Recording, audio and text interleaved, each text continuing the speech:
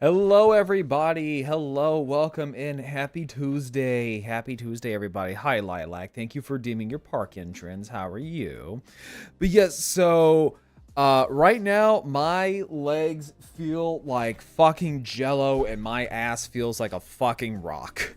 Because I started to go back to the gym as of yesterday. And holy Christ, do my legs hurt. Well, I'm glad you liked your movie, Lilac. Let's go. I'm very proud of you. Hopefully it wasn't too scary for you. But yeah, so I feel like absolutely, and also the hot shower that I took right before stream, oh, holy crap, does that feel so good. Like, I can tell you straight up, like, a hot shower after a workout is like better than sex. Like, honestly, it is so much better than sex. And also, I got something in the mail that I have been waiting for since literally this fucking summer, because this figure that I got had a wild trip. So, well, I'm glad you, because you're a big princess. You can, I'm glad it wasn't too scary for you. But yes, so today I got my Kang Toys sludge. After a long, like, probably, I want to say almost a year of this thing. Hi, Beans! How are you? How is date everything? Welcome in, Raiders. Welcome in. I'm Grarl. I'm a T-Rex VTuber. I'm a variety streamer, and today, you came in right after I was talking about how hot showers are better than sex. I messed it up. How'd you mess it up? Hi, Vanara. Definitely ask her about how... Yeah, I want to know. How badly did you fuck it up? How badly did you fuck it up? Hang on, let me give you both a shout out here. But yes, welcome in, everyone. Also, Pocket Princess, thank you for becoming a Parkist. Thank you. But yes, welcome in, everyone. I am a variety streamer. I like to chat about things. I do gaming. I talk about dinosaurs and Warhammer, Kamen Rider, Transformers, all that stuff. And I do model kit building streams. Mostly Zoids, but I do build Gunpla. But yes, I need to know. Hang on real quick. I need to shout out Beans and Vanara.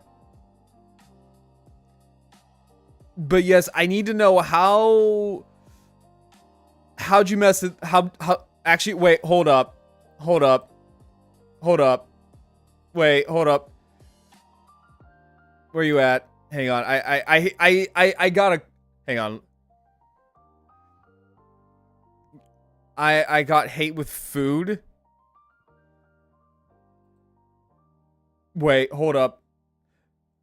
Honestly, I was about to like pull you into the fucking streaming office so that way I could hear how everything went. How did you get hate with food? I have to know. I have to know, how'd you get hate with food? Do you want to hear about the awful tale? Yes. Hate? Also, I just want to let you know that my legs feel like jello, and my ass feels like a rock. Oh, that's lovely. Mainly because I went to the gym and I biked for an hour yesterday and 30 minutes today. Damn. You really on that biking grind. Holy shit. I am. I'm trying to my fat ass is trying to lose weight. Bro. But yes, wait, hold up. I have to cross my arms for this. Now, how'd you fuck this up? So I think it's because my first date with the food critic, we had some disagreements. Uh-huh. So when it got to the point of love, I literally kissed him too. It got to the point of love. He rejected me as a friend. Okay. And I thought that I could possibly like reason with him into love, because you know he's a critic and stuff like that. So I picked an option that was like. Now, does he critique things that are nostalgic? A nostalgia critic, if you will. He does. Nostalgia is a criteria. But so I was like gonna try to fight my love for him because I really wanted love, and it just ended up in hate. Wow. You had one job. Yeah. You had one job. And I really regret it, and I should have taken the friendship, because right now I'm going for a no hate run. Well, you and failed. You can't even make it up to him. Well, you failed on that one. Yeah. So I either have to restart my whole run. Your entire run because you fucked up? Mm-hmm. Why? Or I can just try to finish out the game with this hate. I mean, like, is he worth it? I really liked him. So yeah. I mean, I gotta see what he looks like. I have to approve. Look up what is his full name? I know it's Mitchell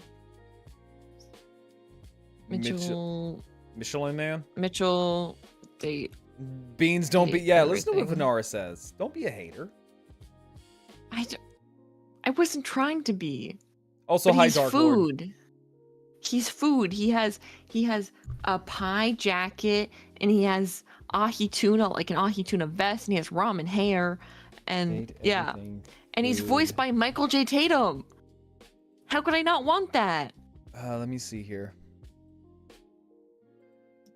You know, you could do better.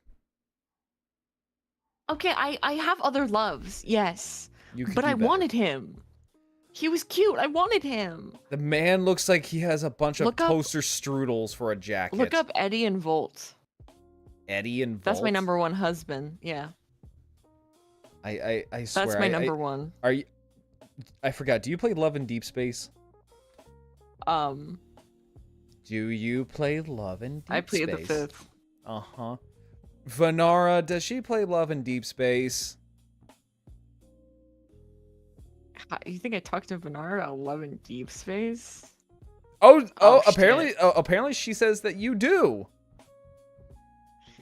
Okay, I actually uninstalled it. Venara, is this true? But I'm really thinking about reinstalling it because they just released Vampire Silas. Oh god, you and the fucking beaver. I swear. Anyway, look up Eddie and Volt. I see them. Aren't they beautiful? Are they fucking breaker boxes? Yep. Are they motherfucking breaker boxes? And that's my #1 love. Oh my god, what is wrong with you? What do you mean, what's wrong with me? Although you have no taste. Okay, which one's Eddie? Is Eddie the white one? Like the one with the white hair? No, that's Volt. I was gonna say I like Volt. Volt, he calls you his live wire. I like him already. That is a great play on. He goes, welcome in, live wire, and he has like this cute little accent. He's so cute. Wait, hold up. Does he have like a country accent? No. Oh, has he got a Cajun accent? Like, British.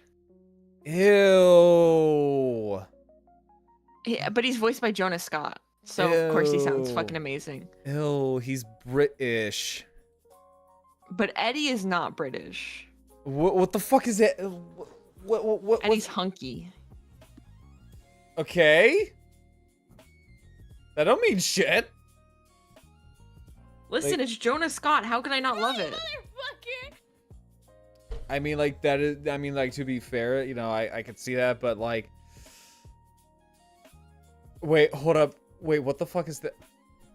Are they about to, like, I'm looking up images of them. Are they about to make out? No. Or is that, yeah, or as the olden people like to call that, or is that yaoi baiting? They don't yaoi bait. I don't know, this thumbnail that I'm seeing on a TikTok says otherwise. They don't... What are you talking about? I don't know, I'm looking at all these images of Eddie and Volt, and I see this. Hang on, let me share my screen.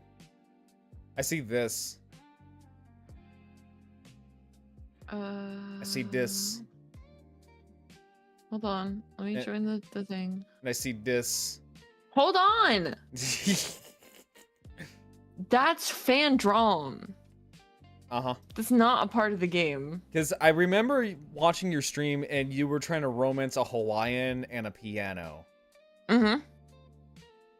Did you get the Hawaiian punch? No. The Hawaiian's the couch. The Hawaiian is the couch. Mm-hmm. What the fuck? No, but listen, that's completely, that was just fan art. Uh-huh. So, are you gonna play this game ever? I mean, I don't know how well I will do romancing men, but sure. Can I tell you their whole thing then? Go ahead. Okay, so basically, they're basically the same person. So, Eddie is the old breaker box, and Volt is like the new version that he made, the better version. And so it's our like second newer breaker box that we bought, but Eddie can't retire yet because he has to help Volt. And Volt has a lot of issues with him, so Eddie always tries to fix it on his own. And they fight a lot during the beginning, but like your whole goal is to bring them together and realize that like they need each other. And Eddie's basically just wants to die and give up his life for Volt. Jesus Christ! Yeah, it's really sad. Because he's a super depressed emo boy. And so you kind of have to like help him through it, and like you kind of just have to be there for him the whole time, like be reassuring, being like, hey, I'm not gonna leave you. And then you get love with him. I'm not gonna leave you, homie. I'm not gonna leave you hanging. Yeah, and then Volt comes in and is like, hey, what are you doing? Why are you sacrificing yourself for me? Like, you're gonna burn yourself out. We can fix this together. And like then there's this whole thing being like, they do something together, and it's like this whole thing where it's saying like that Eddie's gonna go away. Mm-hmm. And it's like a really sad moment, but after everything's done, we just see Volt, right? And he looks powerful and beautiful. Uh-huh.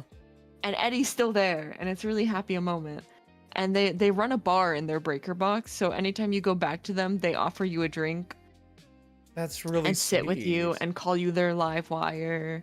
Oh my god, that's actually really sweet. I'm not gonna lie. Yeah. Their storyline was really good. It sounds like something I would hear from Love in Deep Space. I'm not gonna lie. No. No, it's not. No. Mm-hmm. Love and like Deep Space has a combat system. okay, and they could have a brotherly It's different. bond. It's they're not. They don't have a brotherly bond. Or whatever kind of bond they got going on. I feel like that's something I would see in Love and Deep Space. They're the same. They're essentially the same person. Okay. They're the same person, just if you split the personalities, like emotions. Oh, okay. I see. Hey, Scorpy. So it's the best kind of poly you can have. So it's like a poly, but with yourself. Self poly. Well, they don't love each other. They just love me. I mean, like they have no romantic feelings for each other at all, but they love to pamper me, and that's all that matters. But okay, but like, hear me out though. If you fuck both of them, are you technically fucking one person, or is it considered a threesome? I would say it's one. Because if they're like the same, it's one entity, two different bodies. So, a threesome? Yeah. Okay. I mean, nice. Love them. But there's a lot of great women in this game too. I might check this out.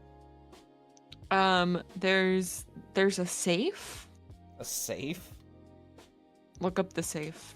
Because I know you can fuck the bed. Oh, I just got love with the bed today. Now hear me out. If it's a memory foam mattress, does that mean she's got big booba? She does have big booba. Oh, Jesus. Is that a whip? It's a crop, yes. See, I'm not a kinky person, though. That's the thing. I'm gonna be real. She's all about kink. Yeah. Because she's so beautiful. No, she's beautiful, but I'm not. The bed's also kind of kinky. Oh, is she? Like, okay, like what are we talking about here? She's into open relationships. Oh. See, I'm strictly monogamous though. Yeah. There's also Lucinda Lavish is a fun one, but she's only DLC. So a self-loathing two-person hive mind that loves you? No, it's just one person. It's like Alpharius. Okay, in Warhammer 40k terms, it's like Alpharius and Omegon. Where it's two Primarchs, but technically it's one Primarch. Or if you also want to go by Gork and Mork. One is sneaky but cunning, but the other one's cunning but sneaky. Oh. Sorry, I just got a message from my model mama of my new design. Oh? Hehe. Oh, I gotta see. I got the finished design. I gotta see. I don't know. Wow. Okay. I haven't shown it to really anybody yet. Okay, well, okay, honestly, that's fair. That's honestly fair. I can't wait to see it, though. Now, are you getting a new model? I'm very down the line, but it is my basically demon form design. So like I say that like the form that I have now is more like the ratty my child more form. It's more like a comfortable form, but it's still appealing to like mortals, I say. Yeah. I swear my other one is like more demoness. Ooh, okay. Also, thank you for the 20 stream streak, Scorpio. Let's go. Let's go. Yeah. But anyway, there's also a another cute girl. Her name is Bevy. Bevy, and she is your bar cart. I'm sorry? She's your bar cart.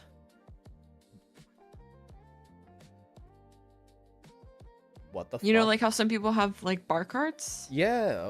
What the fuck? Does she have like...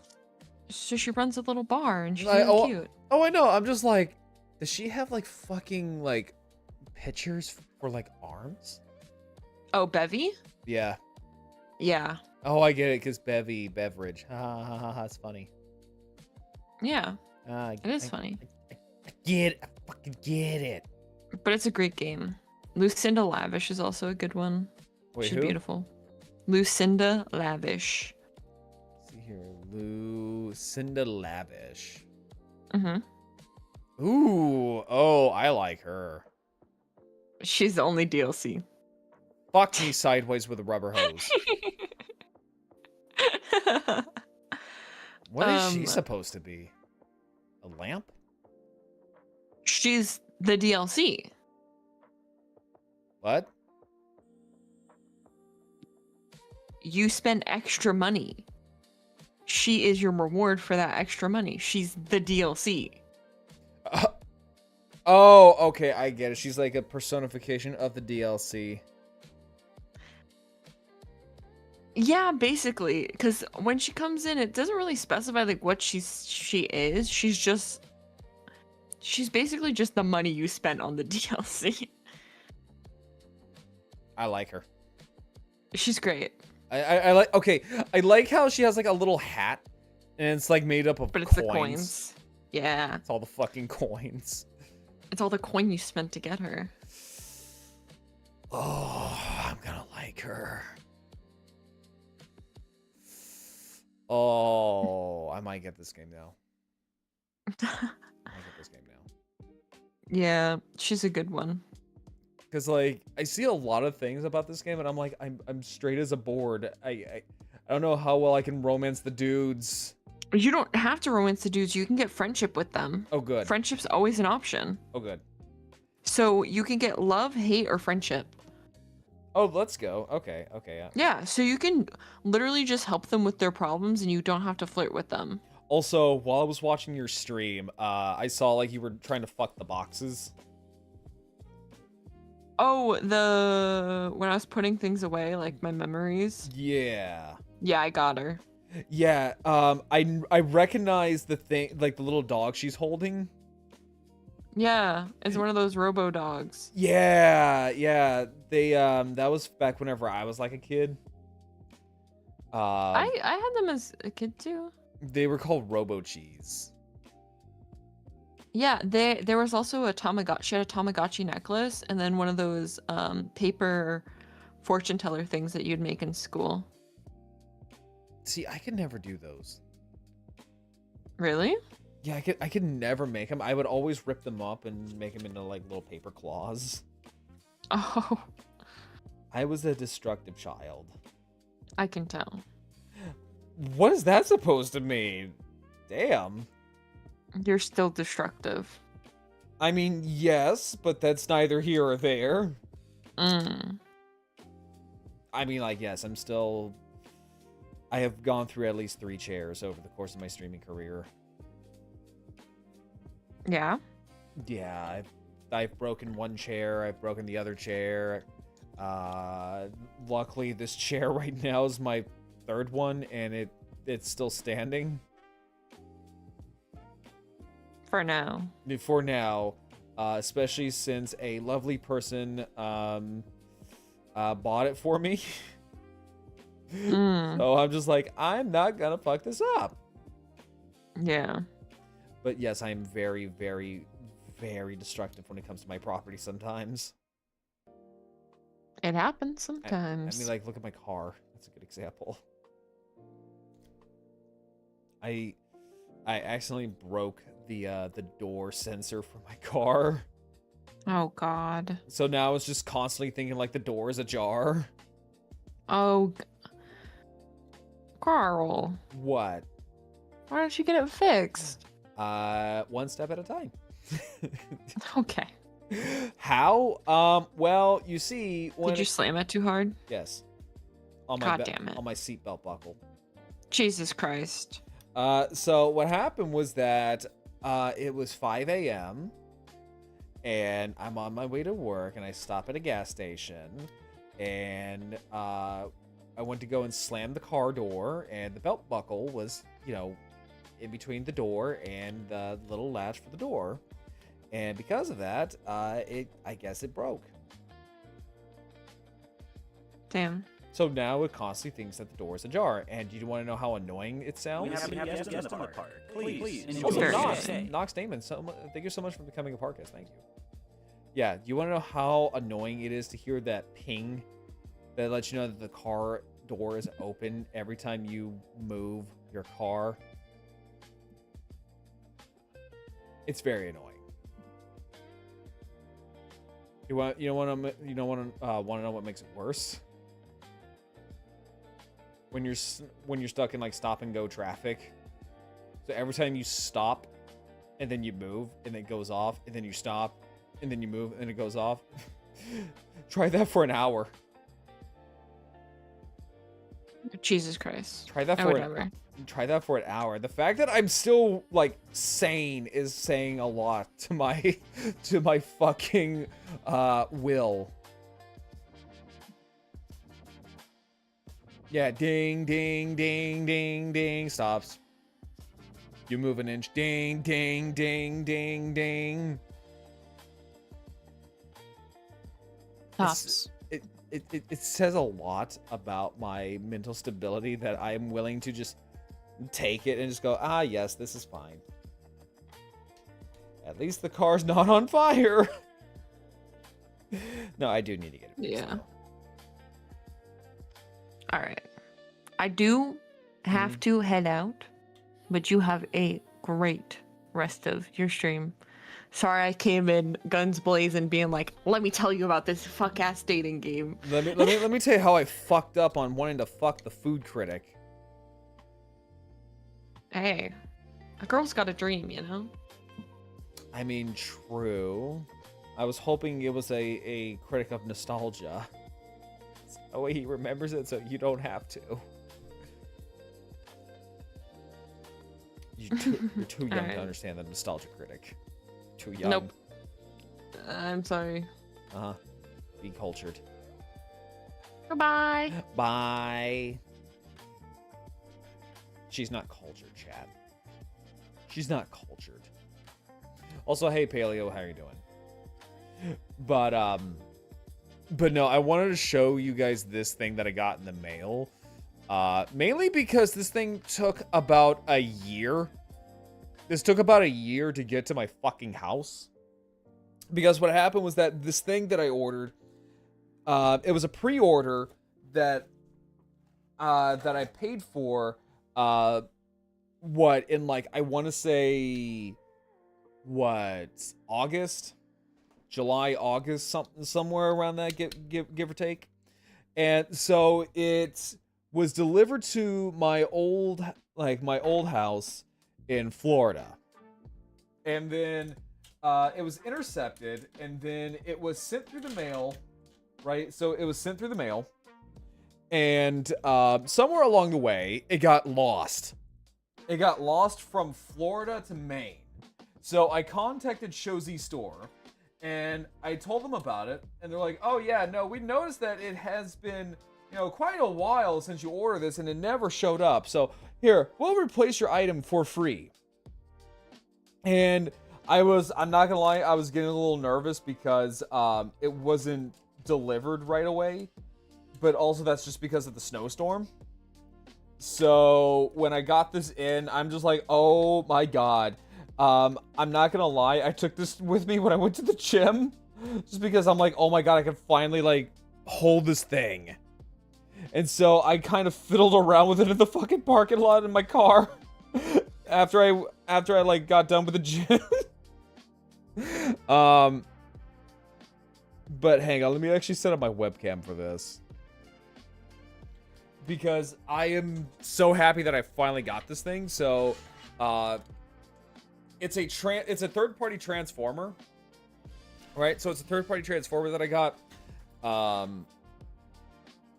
I actually pre-ordered this, I think, about a couple of years ago, and then it just finally got released. It's by a company called Kang Toys, and they make third-party transformers, and right now they are doing a Dinobot combiner. Basically, each of the Dinobots will form a limb to combine into their version of Volcanicus. And I have just about all the Dinobots. So I have, well, the ones that are currently out right now. Yeah, it's the Brachiosaurus one. Yeah, it's Sludge. Or I think they call it like Bronto Thunder, because, you know, copyright and shit like that. You can't call it Sludge. I don't know if I want to transform it on stream because it is King Toys. They do take a century and a half for you to transform the fucking thing, but we'll see.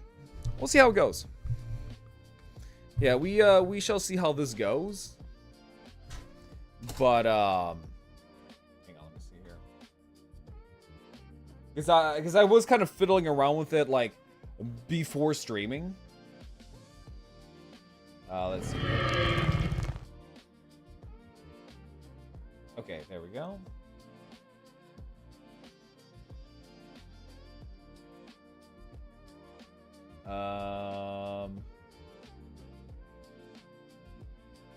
Okay, why is my webcam not working?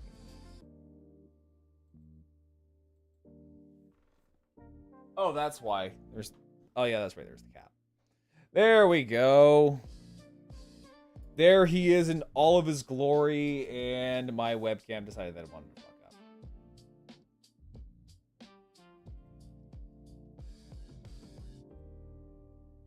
There we go. Okay. Has your Triceratops? It's about there. It's about there. Yeah, my slag has, it's starting to crack at the ball joint.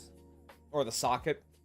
But yeah, no, I finally got my Sludge. And this is so flippin' cool. I think right now this is probably like my favorite release so far. So what it is that this is their version of Sludge. And what's really cool about this is that, so this bundle of whatever, I mean, honestly, you could kind of like make them into like a little turret or something like that, honestly. But yeah, so this little bundle of thing right here is supposed to be, now if you flip it out, it's the base of a hammer, which is really, really cool. Right? It's the base of the hammer. So set that off to the side. And these giant knuckles right there are the actual hammer bits. And then what's also really cool, and you can do like a kind of like an Ashura kind of deal, and that is you can take the tail here and the neck here of the Brachiosaurus mode and fold them out, and it actually makes like two extra arms. So you can actually make him do like a General Grievous kind of deal. They're probably gonna include a new neck job, probably, but we'll see. I have heard that apparently they are going to re-release it, but with like a better ball joint. But yeah, so the hammer bits right here actually form like these big giant like mecha gloves for this guy. Because this little booklet is the actual like instructions on how to transform him. So here we have like the Brachiosaurus mode. You have the foot mode, because he forms the foot. And then like the different configurations that you can have for him, which is really nice. Now, what's interesting though is that if you go to the back, like, so if you go to the back here, you do see like the other two unreleased Dinobots. So you have like your Scorn and then your Grimlock. But what's interesting are these two little guys down here, which are what looks to be two Ankylosaurs. And knowing King Toys, those are going to be the actual proper feet for him. So we're probably going to get well, not probably. We are going to get like 2 extra Dinobots.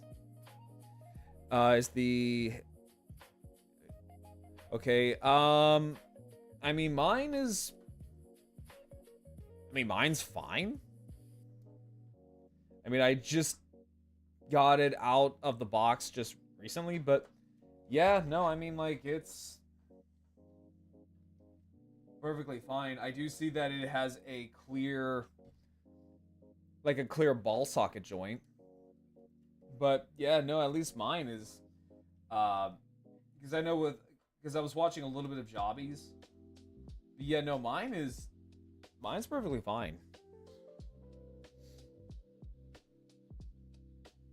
Yeah, no, mine's fine. But yeah, no, I'm so happy I finally got this big bastard. In fact, actually, wait, hang on real quick. Let me actually grab the other Dinobots. In fact, let me scooch this back a bit. There we go. There we go.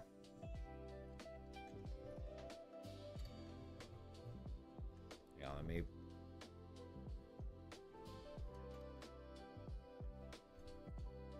There we go.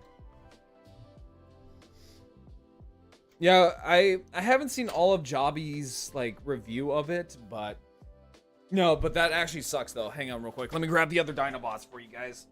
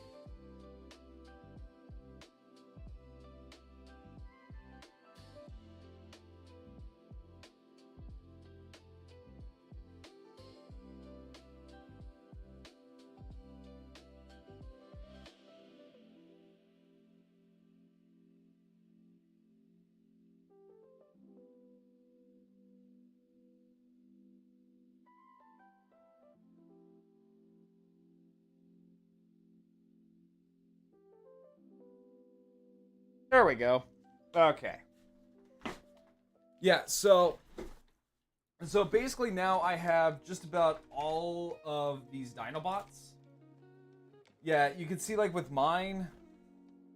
So see with mine it's already starting to crack, like right there. And the thing is, like, I haven't even transformed him that much, if at all, or even like posed him at all. But it's just unfortunate because that is Slag in arm mode. Like, they're all not, like, they're all gonna be like perma, like, stuck. Like, that is the little weapon bit from Slag. And then these little combiner bits here are this is from Snarl.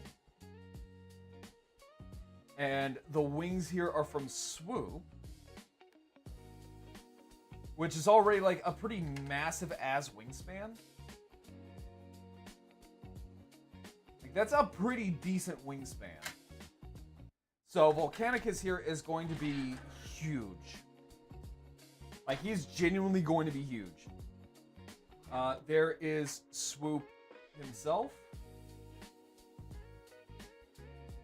There is Swoop himself. In fact, actually, see if I can fix this here. There we go. Yep, so there's Swoop. And the first one, in his little boot mode, is Snarl, which is just basically kind of like all crumpled up. Yeah, he's all kind of like crumpled up basically, but yeah, so Sludge here will be a boot. I wouldn't even say like a foot, this is more like a boot. But like already, that's almost as big as Sludge himself in robot mode. So Volcanicus is going to be massive. Like, this is a arm from Volcanicus himself. And this is my masterpiece scale Grimlock. Well, granted, this is an oversized. This is an oversized masterpiece Grimlock. That's as nearly as tall.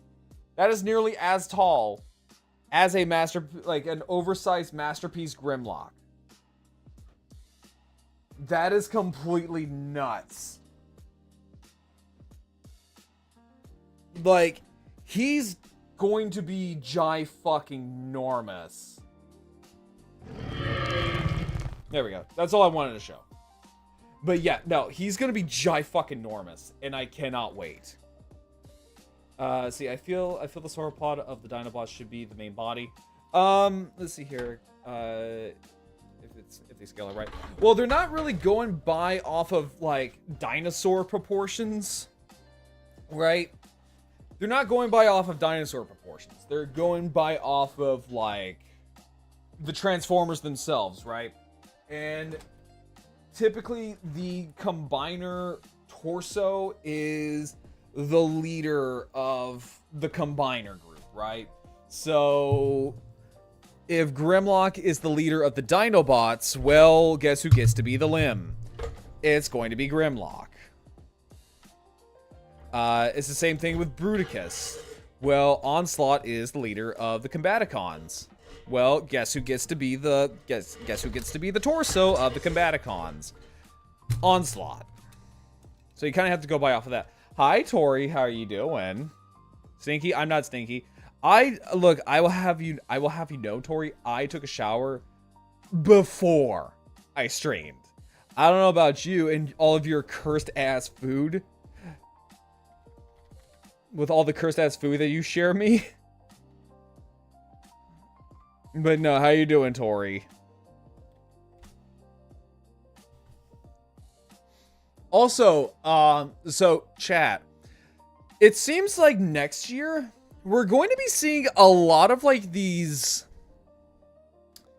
I guess you could say like a lot of these like indie like Steam games becoming movies.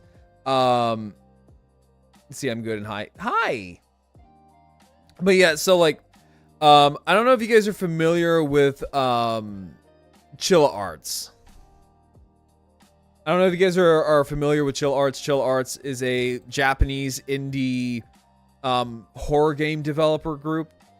And so what they are doing, not the bad German food. Oh, no. She'll send me just cursed food in general. I don't know what it is with her, but like the stuff she sends me scares me. It terrifies me. It is the stuff of eldritch nightmares. Like, genuinely speaking, it's the shit of, like, eldritch nightmares. I don't know. Tori, what is wrong? Tori, what is wrong with you? But, hang on, let me see here real quick, because I want to show this off to you, because, the game Iron Lung is finally getting, a release date, and I think they dropped a trailer for it. Which is something I know Markiplier has been really like promoting. Let's see here. Let's see here. Markiplier. Let's see here. Markiplier. Here we go.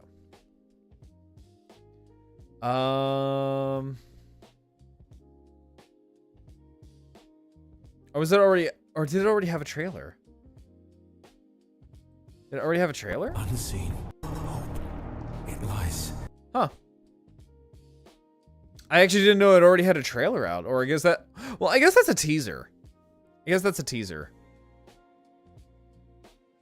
Let me see here. Yeah, apparently Iron Lung is getting a release date in January. So January of next year. And it looks like it will be approximately 50 to 100 theaters, which honestly, Sure, I can see that because typically when it comes to movies, they don't do well in January. Typically, when it comes to theaters, studios will dump out a movie so typically when it comes to movie studios, they will typically dump out movies in January, knowing that that movie is going to die. Right? They know for a fact that what they got is a dud, what they have is a turd, and more than likely it's going to die. So, so I can see why Markiplier scheduled it for a January release, and especially since it's going to be a smaller, like, theatrical release. Because I'm not saying that he is going to say, like, oh, the movie's going to die. No, it's more of like, you know, it's a movie based off of a pretty small little indie game. And it's also made by a YouTuber. You don't really know what it's going to be like. So I can totally understand why why it has a very small theatrical release. And then so Chilla Arts, so circling back around to this one. So Chilla Arts has decided that they're going to make a movie too. And what's interesting about Chilla Arts is that it looks like they are combining several movies. I don't know if it's going to be like an anthology. So this right here is I guess you could say it's a teaser for what they're calling the Night Shift Incident. So what this is, from the looks of this, right?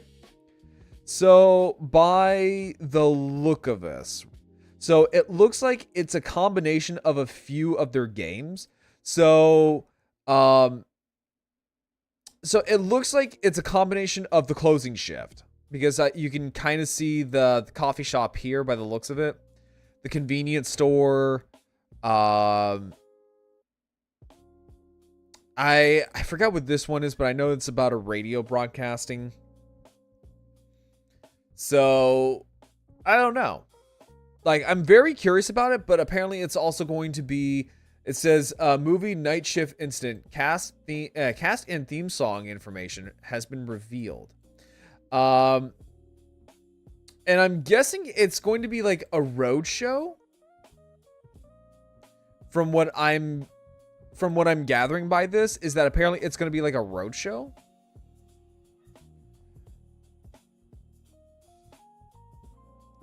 Let's see here. Yeah, there's like a little teaser right there. Yeah, I'm not sure. I thought I saw it somewhere where it said it was going to be like a road show. I don't know. Maybe I'm wrong. Maybe I'm wrong. But yeah, it does look like it is going to combine a couple of their games, which is cool. And I do really like Chilla Arts. I think they're a really, really good like little indie company. So we're going to be seeing like a lot of these indie games turning into movies, which is really cool. This one I'm very curious about. I'm very, very, very curious about. Hopefully I get to see it like in a theater over here in Maine. I don't know if it will. That's the thing. I don't know if it will. But hopefully that it does like pop up somewhere in Maine that I could actually like go to. Because I think I've played a little bit of Iron Lung. I from what I remember, it wasn't bad. It was very atmospheric from what I remembered. So here's like a teaser. Here's like a teaser trailer that happened like a couple of years ago. Hang on, let me pause the music. There we go. Okay, so this here is the like teaser trailer for Iron Lung. Like right out the gate, we're starting off pretty good. This is not an expedition.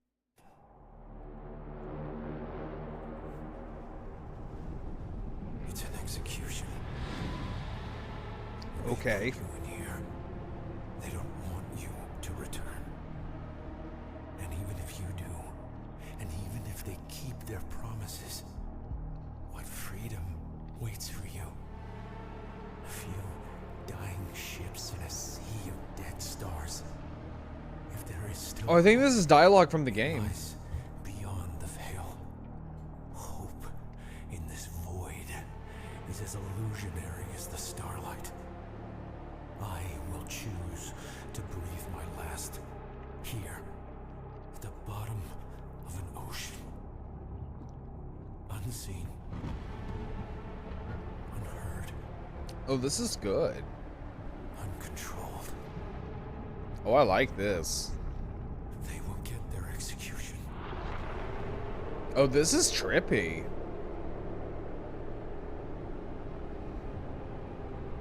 Oh, this is trippy. Get my freedom.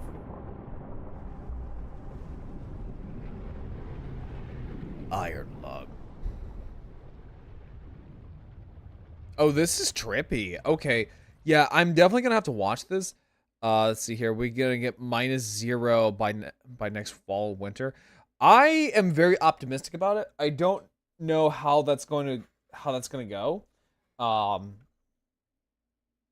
I just hope that they do it justice because -1 is my favorite movie of all time. Like, it dethroned the original Gojira as my favorite movie of all time. So, I am coming into this with a lot of high expectation. I will say, I am coming into this with a lot of high expectation. Okay. So, that is Iron Lung. Hang on, let me actually check something real quick. Let me see here. Oh, also, I do want to sit here and say, because I forgot to do my plug the past couple of streams. But I do want to sit here and say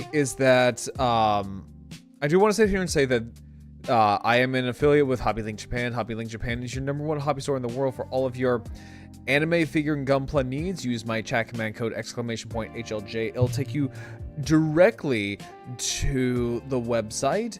And there's also my referral link down below. And the best thing about HobbyLink Japan is that it all comes straight from Japan.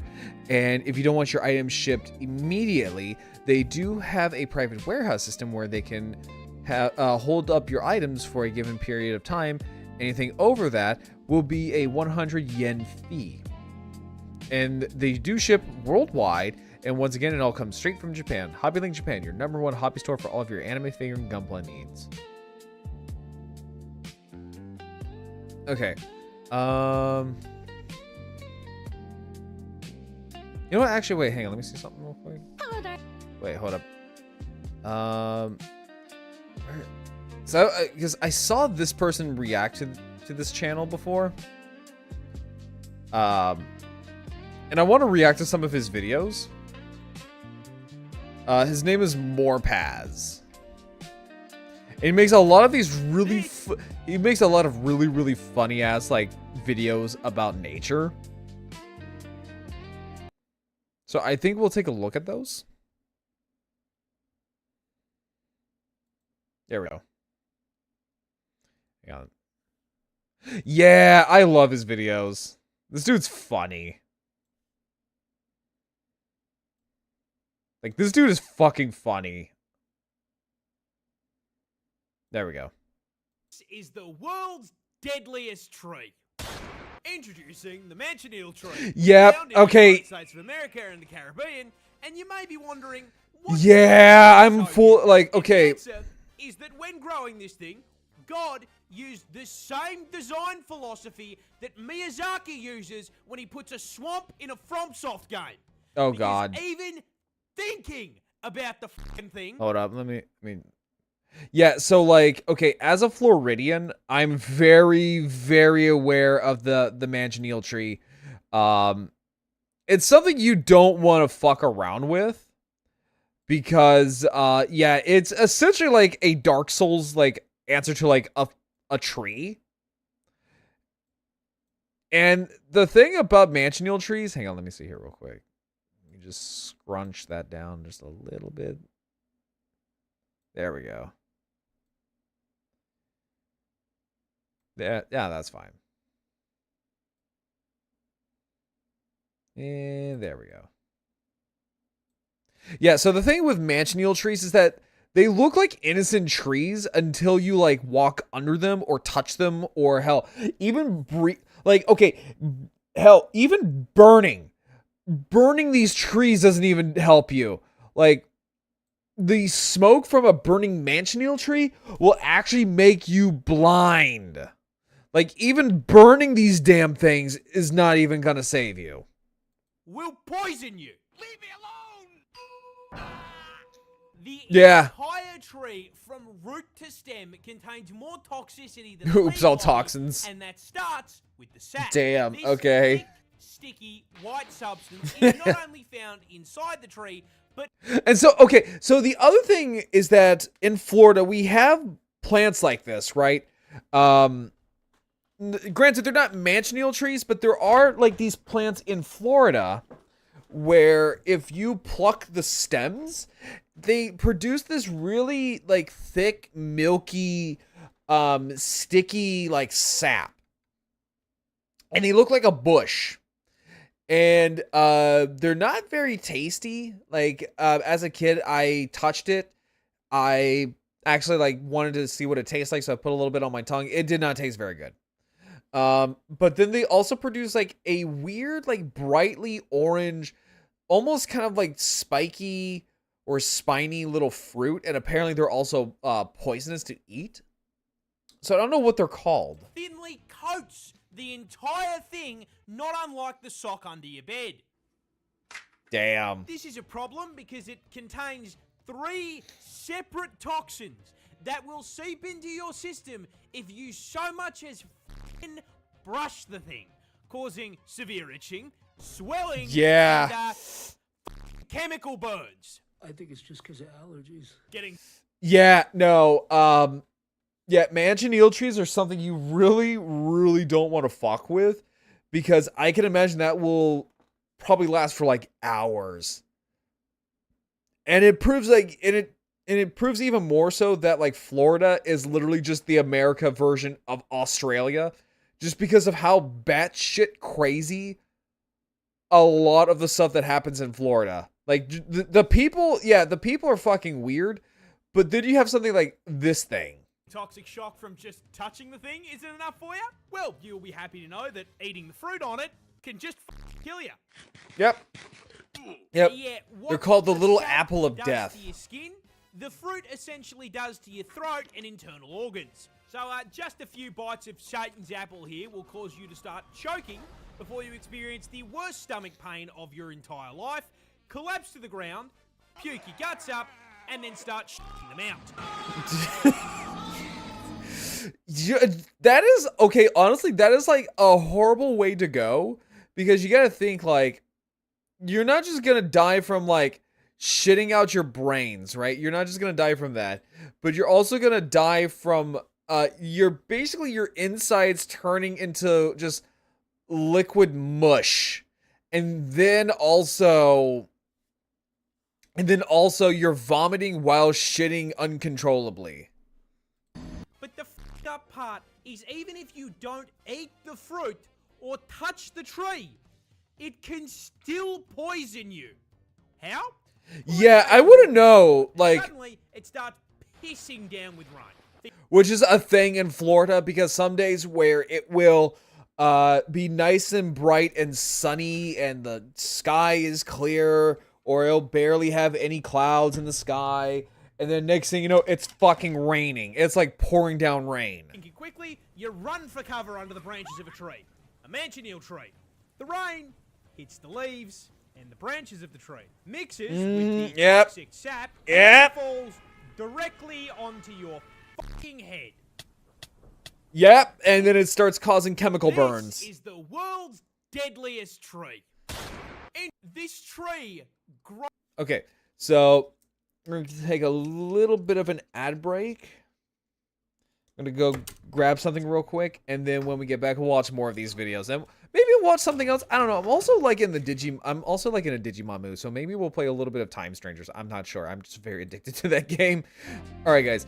I shall return after these ads.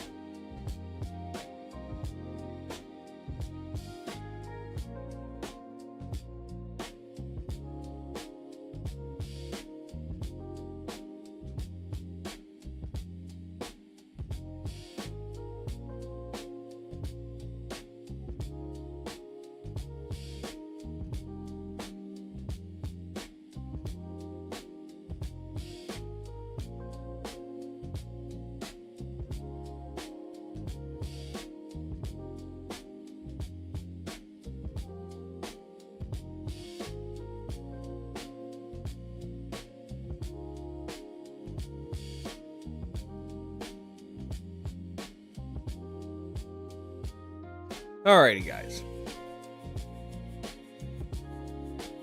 Okay. Actually, you know what? Hang on. I got an idea. Hang on, give me a second here. I got... You know, actually, I got a perfect video for us to watch.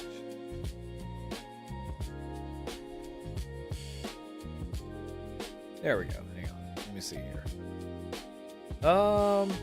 Perfect. Deadly.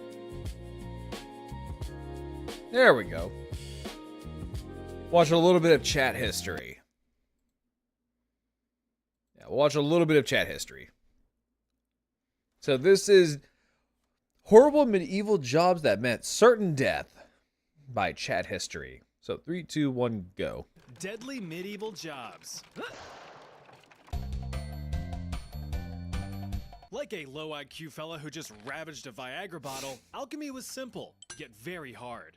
Simple in the fact that it had 3 main goals: turn metal into gold, discover a universal cure for all diseases, and achieve immortality.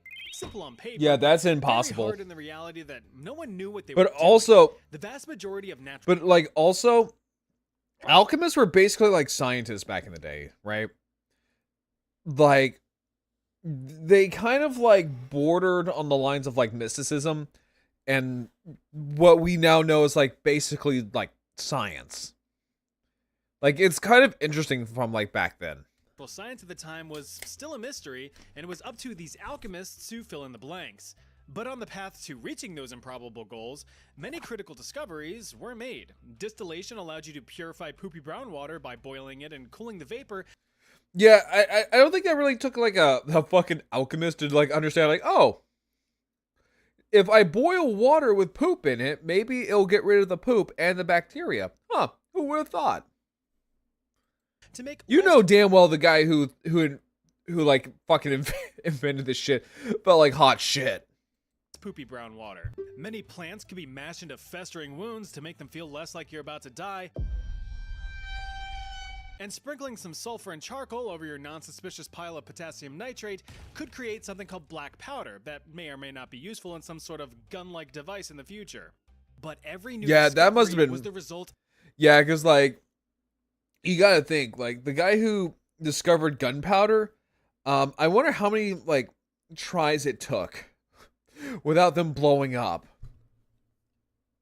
Of thousands of failures. Sure, alchemy would eventually shed away a lot of the primitive theoretical slag and refine itself into modern-day chemistry, but it took millennia of trial and error, and many died in their pursuit of eternal health and infinite wealth. The extent of the alchemical process boiled down to purification, isolating crude elements into their purest forms.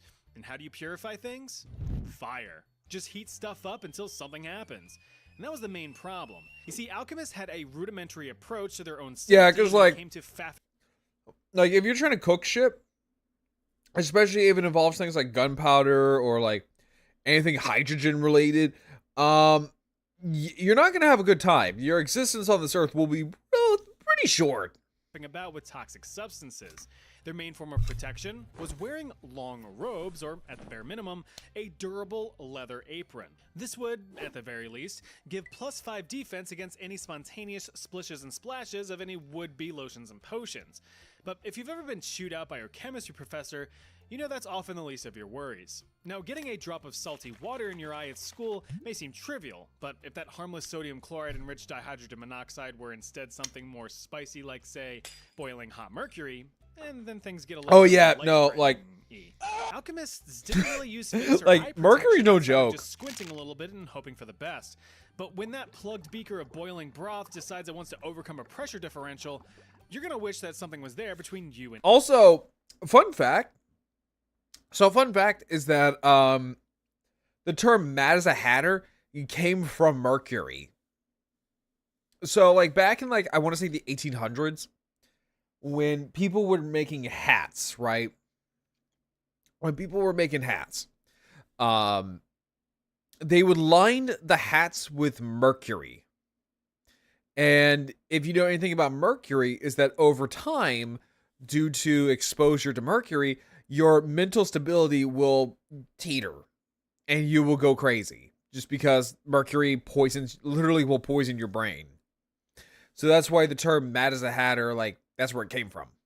It. Now, if you were careful enough to uncork your cooking concoctions, you still had to deal with its byproducts. Concentrated orange. One of the most mysterious and thus often studied materials was liquid mercury. Since it looked like a metal yet flowed like a liquid, the element was often mistaken for the highly sought-after elixir of life itself, bringing many to an untimely end. I mean, like, it's an elixir of life, just it ends it. Potential secrets. In any case, the last place that you would want to be burning toxic metals is somewhere cramped and poorly ventilated. Well, it's a good thing that many of the alchemical labs in medieval times were cramped and poorly ventilated, filled with lots of flammable books and papers to boot. So Like that kind, like you're basically turning like your whole like laboratory into an episode of Breaking Bad, mixed with like a fucking powder keg. To the flame, like mercury or arsenic, you're gonna form some nasty fumes. Historical texts allude to these dangers, Yeah, like chlorine stating that the gas, vapors, mustard quote, gas. injured the spirit and body. Trying to unlock the phenomenal cosmic powers in your itty-bitty living space is gonna mean trading breathable air for some that is deadly. The high concentration will almost certainly make your temporary life even more temporary. Your last feelings as you migrate to regions beyond will be that of you coughing up your burning lungs while your pounding brain feels like it's gonna burst out of your skull. Yeah, that's like sulfuric or like chlorine gas. Like during World War I, the Germans used that on Russians, and it wasn't fun because the moisture in your lungs would turn that stuff into basically sulfuric acid. Fun stuff. But even if you managed to dodge death in the short term, excuse me, he was going to win the long game. Memory loss, hallucinations, or even paralysis are all possible side effects from long-term mercury and arsenic exposure. Sometimes, though, the most dangerous beast is ourselves. Unless directly employed by a higher power, alchemists often practice their craft in secret, not only to protect any possible discoveries, but to avoid accusations. Many of the more feeble because you would people kind at of the be time considered mistook like the a scientific heretic. aspects of alchemy for witchcraft and sorcery with all that conjuring of flames and whatnot. So if the explosions, fires, or fumes didn't get you, Ned the nosy neighbor might. Yeah, like a lot of scientists and scholars already were see how this considered one's like gonna go. heretics. Listen, royalty has always been a world of extravagance and bragging rights. Get conquered, and you can bet that all of your treats and treasures were on full display to boast to other royals.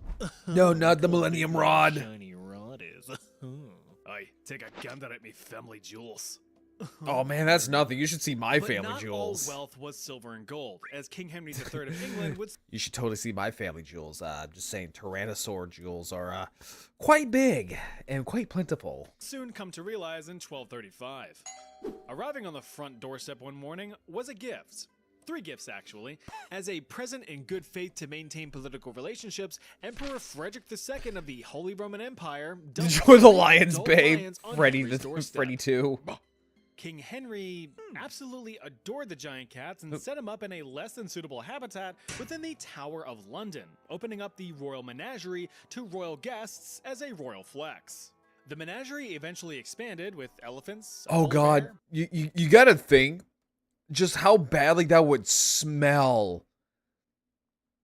Like, that's all in a enclosed area, right? Like, that's all like in an enclosed area. You gotta think just how badly this would smell. Like, if you've ever smelled like an indoor, like, enclosed area in like a zoo, yeah, just imagine that with like several different animals, all just like shitting where they're like in this small little cage. non-polar bears, and several monkeys all taking residence within the walls. Now, each and every one of these exotic animals Also, required fucking special polar care. bears? So, in order to provide said care, specially trained animal experts were hired to do the job, right? Where the fuck did they get polar No. bears?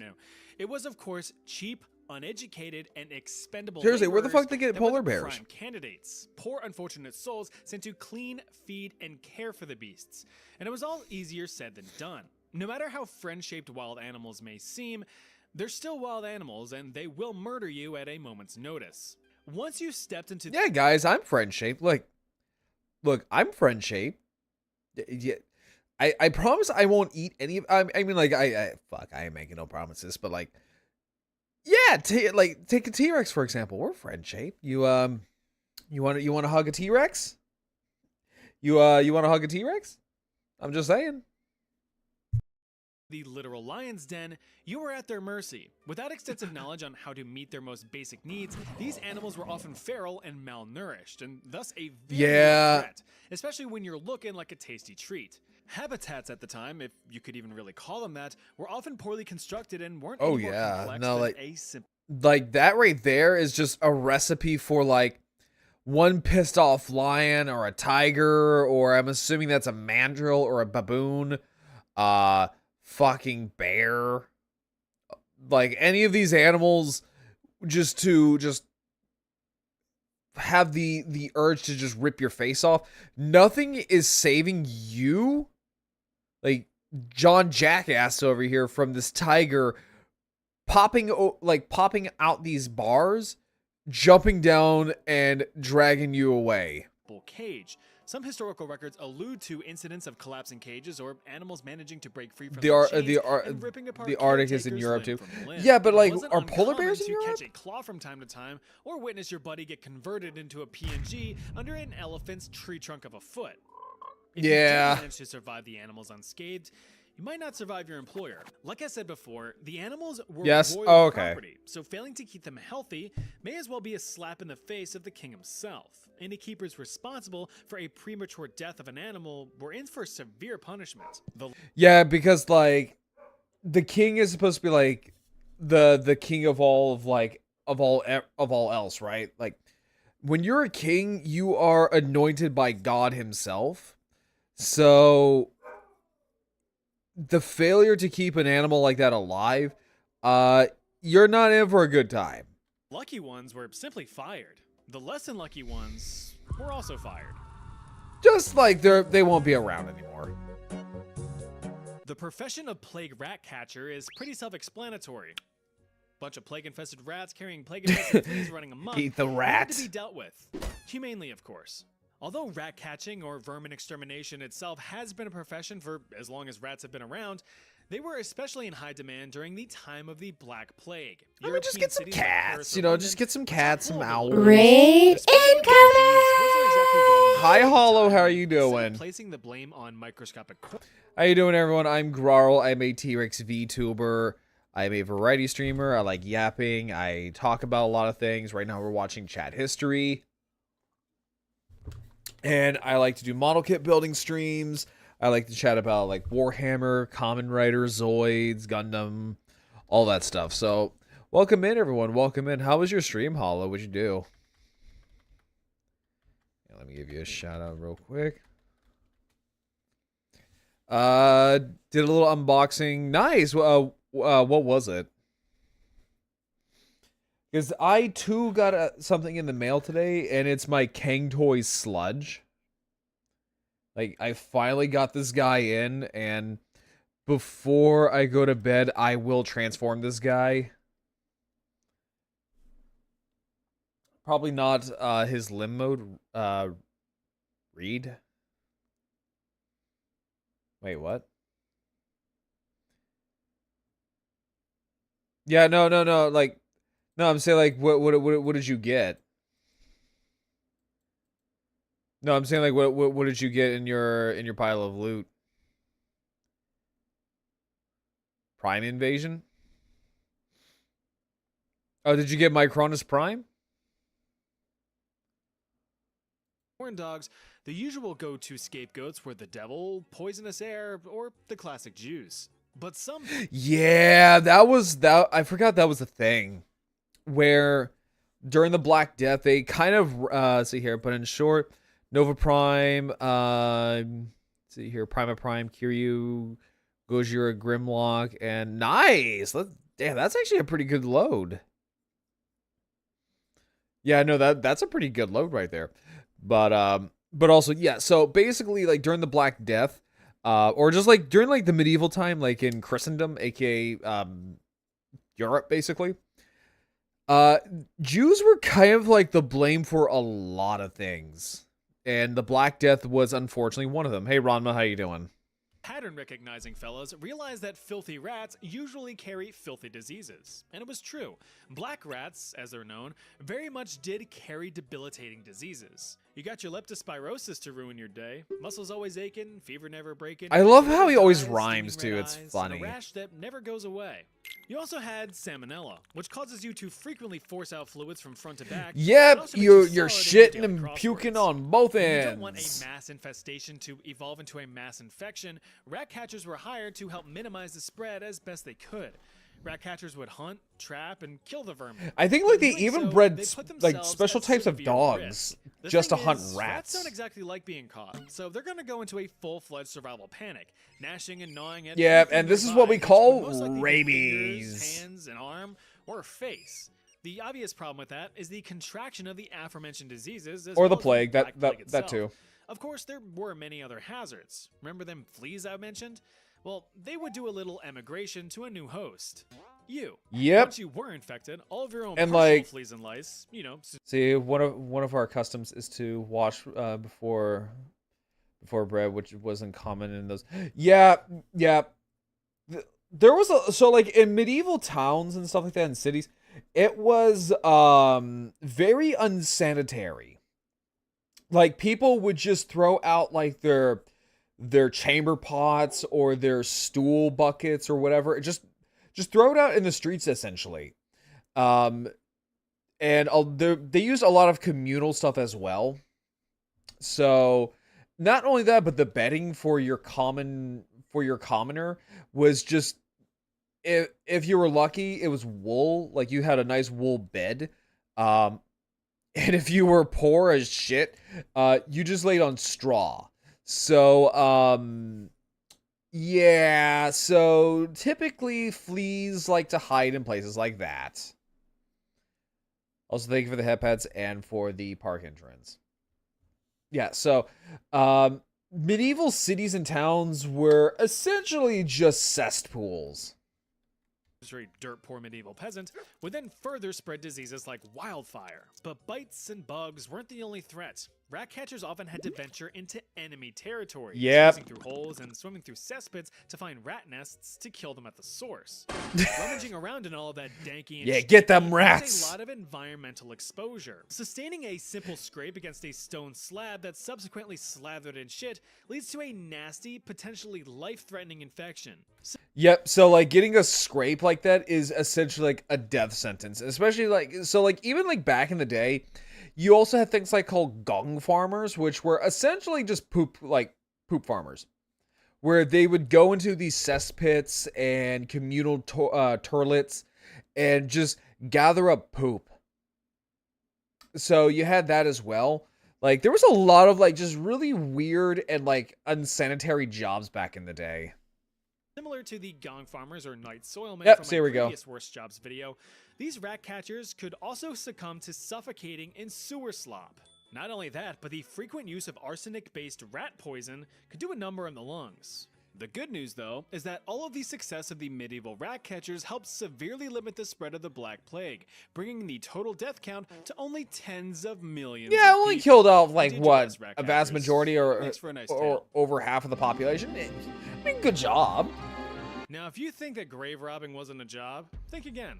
Although Yeah, highly no, illegal, like- grave robbers still performed work with the goal of getting paid based on whatever they could yoink from defenseless corpses. Yep. So like this was also a thing during like I want to say like the turn of the century, like I want to say like the 1800s and stuff like that, when science was like going wahoo and had like a heyday. It was like a heyday of science and stuff like that. And so a lot of the times medical students or medical universities and stuff like that, they wanted like bodies to examine or bones as for like a model, right? For like one of those like skeleton models you see in classes. And so what they would do is that they would hire these grave robbers, right? So they would hire these grave robbers to go out and dig up the corpses of like, you know, usually criminals and stuff like that, but usually sometimes it doesn't really work that way. And sometimes they would just go and rob just graves, just whatever grave that they could find, they would just rob them, take the corpse, and then bring them back to the university. And sometimes they wouldn't even just wait until the guy or the person died. They would sometimes kill some of these people just so that way the university could have like a fresh cadaver. Like it was grisly back in the day. Compensation for work sounds like a job to me. And it was way more common than you'd think. According to archaeological studies by the University of Cambridge, it's estimated that over 20% of graves in northern and western medieval Europe showed evidence of tampering between the 5th and 6th centuries. Graves were robbed for two main reasons. The first and most obvious was stealing money. valuables. This could be anything from grandma's bracelets, rings, or even her iconic red jewel. If you were brave, you could even rip out Gam Gam's golden teeth. The other reason was stealing the bodies themselves. Yep, Much so more this is what I was difficult, just talking but about. Potentially more lucrative. In the late medieval period, a medical revolution was underway, meaning that practicing physicians Okay, were so in I was need a little of bit wrong on cadavers that to one, poke but and prod still. to figure out how humans worked. The fresh ones were preferred, but beggars couldn't be choosers. But they could be grave robbers. The dangers of the infamous side hustle were plentiful. For one, just digging 6 feet into the earth is not easy. If you've ever woken up to a few tons of gravel dumped into your driveway with your dad enthusiastically standing there with a shovel, you have an idea of how much it would That's suck. oddly specific. But besides the ergonomic injuries, digging that deep in fresh soil was very dangerous. By definition, loose soil isn't very stable. And there No, had and been then like sometimes like you can actually be buried alive with the corpse.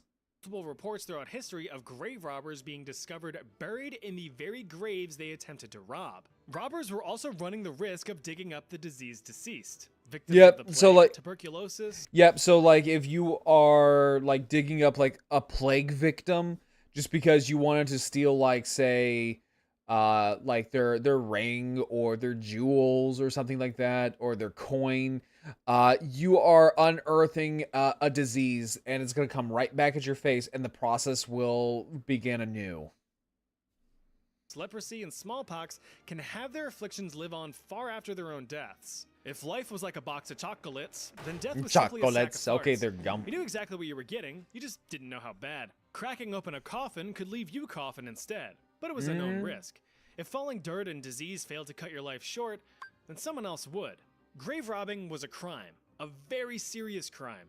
And graveyards were holy property, and as such, any guards patrolling could act as your judge, jury, and An executioner. executioner, yeah. Guards were granted special permission to deal with any disturbances any way they saw fit, like fitting a spear through your skull. Yep.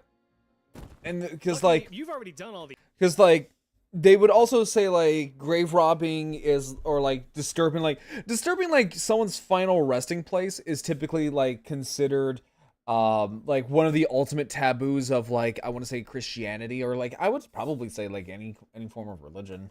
But since we're talking about medieval Europe, we're going to talk about that. So it's considered like one of the great cardinal sins because you are disturbing someone's final resting spot. And so like even if that doesn't get you, it's the morality of it as well, saying like, you know, if you disturb a grave or a tombstone or something like that, you are going to hell because of that.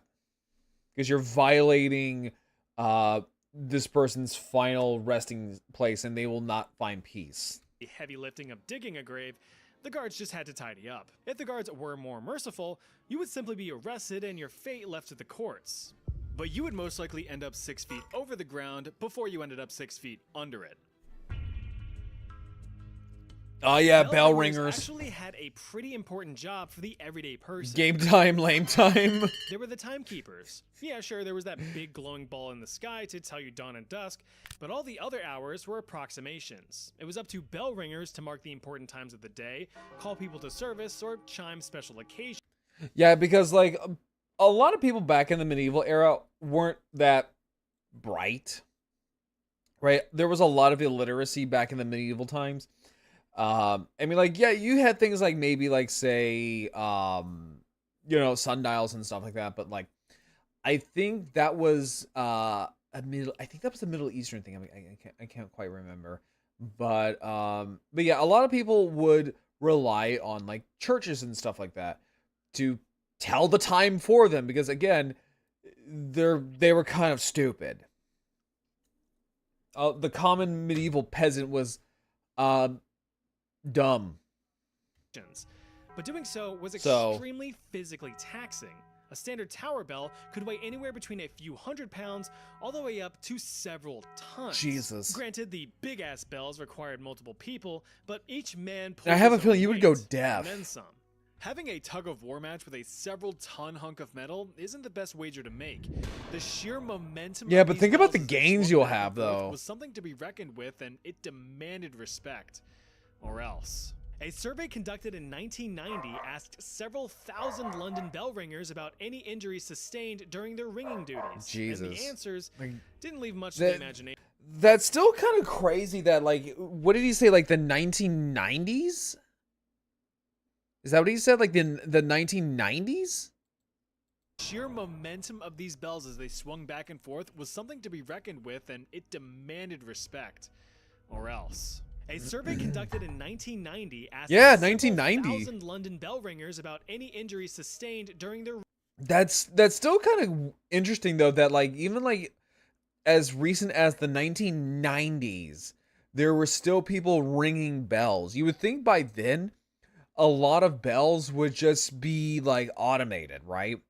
Because I know, like, a lot of the churches in Florida, whenever I was a kid, they would have the bells, but they were all automated.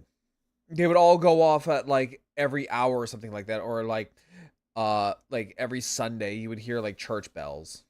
ringing duties, and the answers didn't leave much to the imagination. Ripped fingernails, crushed limbs, falls from the tower, and even accidental hangings had occurred. Ringing ropes became a death trap if the ringers became too complacent. Now keep in mind, this was in the 1990s, well into the modern age with crazy. considerations for safety. So imagine how much more frequent these types of injuries Yeah, occurred no, back in like- medieval times.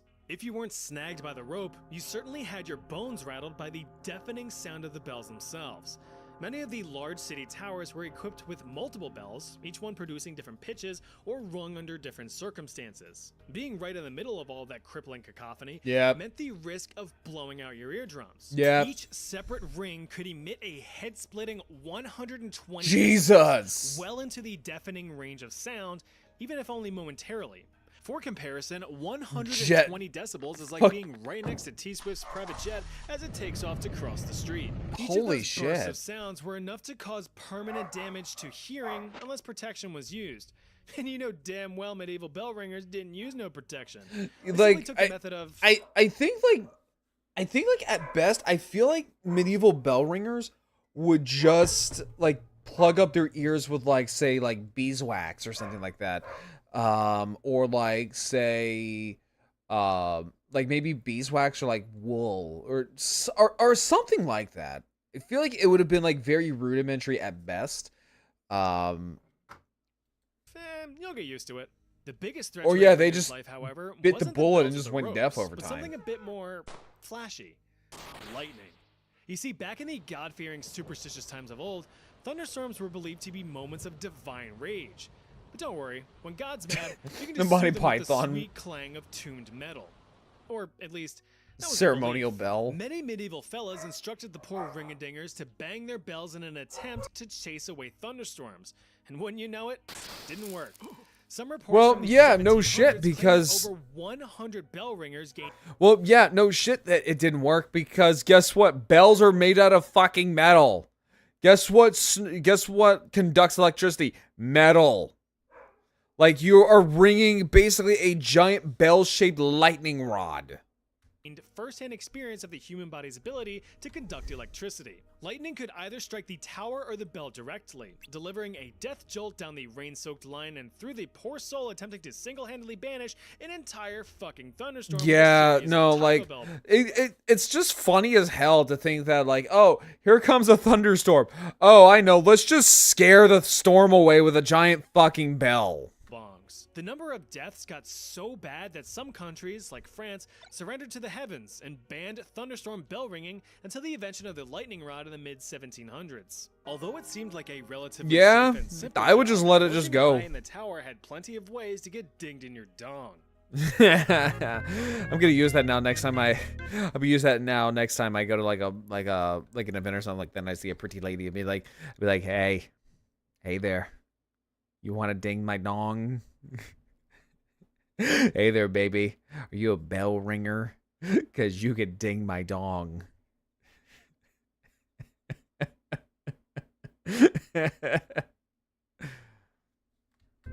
All right, hear me out. The medieval Wait, a scribe was scribe? by no means an adrenaline-charged, fast-paced profession, but that's kind of the point. Yeah, The exactly. life of a medieval scribe was the most bland, boring, and mind-numbing jobs in all of human history. Before Papa Gutenberg invented his famous printing press, entire books were OMG. written by A hand. second. This process was physically exhausting, mentally taxing, and extremely slow, resulting in books being expensive, which is why Well, books yeah. are for rich people. But the requirement for a personal touch And didn't that's why during the medieval era, a lot of the rich people that you saw were literate. They could afford to actually read and, well, I would say write, but I feel like even a peasant at the time could actually write. It's more of like they could actually read because of just how painstakingly, just agonizing writing a fucking book is.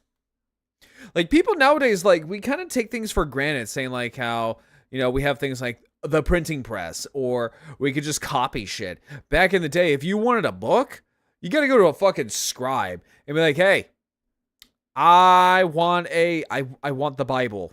I want you to write me the Bible. They would probably be 5 seconds away from jumping out of a fucking building. allow for creative freedom, creating unique works of art with each copy. Sweet. But there's only Trogdor. so many times you can generate artistic flourishes around the word "the" before your creative juices start drying up. As a medieval scribe, your job was to write all day, every day, except Sundays. Those are for Jesus. But all of that writing, especially in the same Yeah, you position don't day write in, on day out, Sundays, puts or a else very Jesus will real get toll on the human mad. body. We simply weren't designed to sit for most hours of the day. No, So stop slouching. no. Scribes worked in Yeah, specialized chat, stop rooms called stop slouching. scriptoriums, which held all of the cutting-edge equipment needed for efficient scribbling. A writing desk. Which is funny because nowadays that's all we do. That is all we ever do now, is that we just sit. We're so, like, the modern world is so stationary. It's so weird.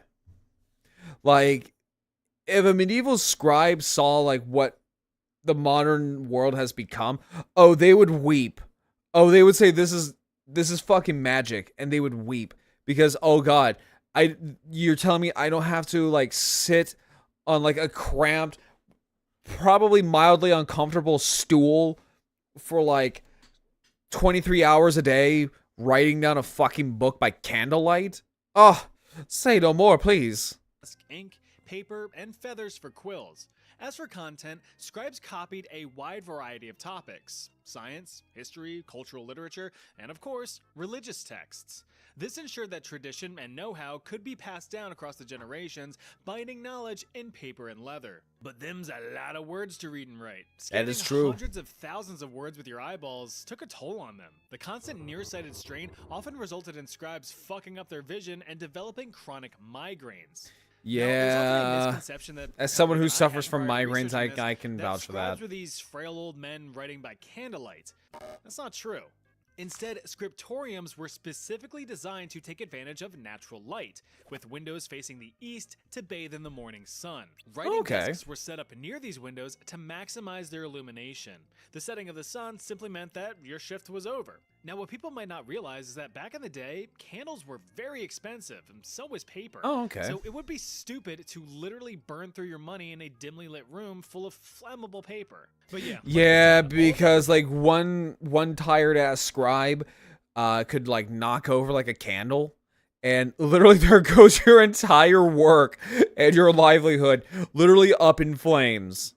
Repetitive writing posed very real ergonomic hazards. The constant swishing of a quill across pages put a lot of wear and tear on joints and muscles, Yeah, carpal resulting tunnel. in agonizing carpal tunnel syndrome and severe Yeah. spinal deformations from all of the hunching over. Yeah, But the if osteoarthritis or scoliosis chronic back would pain be weren't like enough for you, astronomical, other man. inherent dangers were waiting. Another health hazard for these scribbling scribes was the very medium used to immortalize history: the ink. Standard black ink was made from plant-based fluid and iron sulfate. Black was the most common color, thus it made up a vast majority of the writing, and luckily it wasn't too terribly toxic. But all of the fancier colors used to decorate or illuminate the pages certainly were. Vermilion red ink contained mercury, vibrant yellows and greens used arsenic, and Oh, bright fun. white ink used lead. Exposure or absorption through the Yeah, skin that was stuff known to cause is- chronic physical or mental symptoms like rashes, headaches, and memory loss. Which brings up one of the more dangerous Yeah, aspects of like you would actually be like writing down scrolls and scriptures and stuff until you literally go mad. Because if you're using a lot of like blue like or red ink like made from fucking mercury, yeah, no, you're going to go nuts. Literally you're going to go nuts. And if that doesn't kill you, then the fucking arsenic ink will. job. It was actually very common for scribes to leave little notes in their copies alluding to them losing their friggin' minds. A note at the end of an 8th century book says, He who does not know how to write does not think that it is a labor. 3 fingers write, the whole body labors. Whoever has read this book, pray for me. Jesus, dude. Wrote a little note at the end of his writing endeavor. It says, Thus let this composition be ended here. God help my hand. and finally, God, like that is so bad. Like your job, like you hate your job that much that you just like put a cry for help at the scripture, just like basically like, please make it stop. come to one of the most damning examples. It reads, "Shit sucks." This was a real problem. The constant mental anguish of doing nothing but writing for years caused some scribes to teeter on the edge of insanity, where a comfortable rope necklace could free them from their suffering. Metaphorically, Yeah. of course. Scribes really were some of the most unsung heroes. Despite the mundane career path, they were a critical part of human history. So like you're on the naughty list. For the ones who preserved it, or at Fucking least Santa their Claus. version of it. After all, writers had the right to write what they thought was right. Right twice is better. So like next time you see things that are like in fantasy or whatever and they call themselves a scribe, pray for them. Even though they're fictional characters, pray for them. Like when you look at Warhammer 40K and there's like a type of character called a scribe, pray for them because you know for a fact they are absolutely going fucking bonkers. Which is also funny because like I think in Fallout, what is it, like the Brotherhood of Steel, they have like I think it's like initiates or something like that, but they're called scribes. It's like, oh, now that I'm thinking about this, it's like, oh no.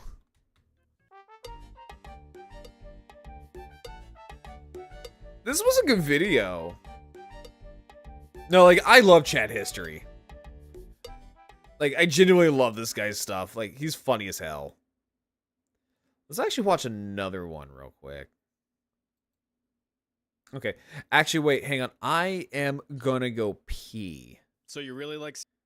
Yeah, I'm gonna put on the music real quick. I'm gonna go pee real quick, and then when I get back from the bathroom, we'll watch more of chat history. So I'll be right back, guys.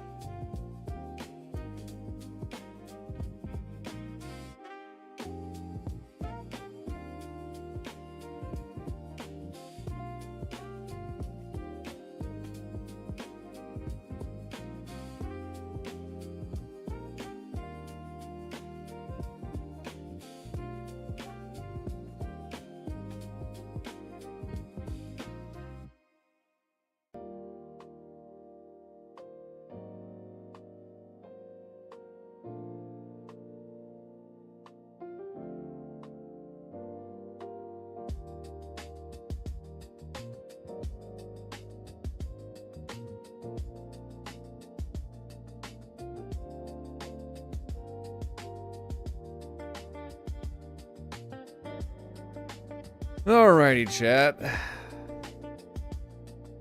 Alright, I'm feeling a little bit better now after I went ahead and peed. Alright, so pause that music for you. Okay, so let's now take a look at this. So this is, what is this? Serial killers that you've never heard of by Chat History. So 3, 2, 1, go. Serial killers, huh?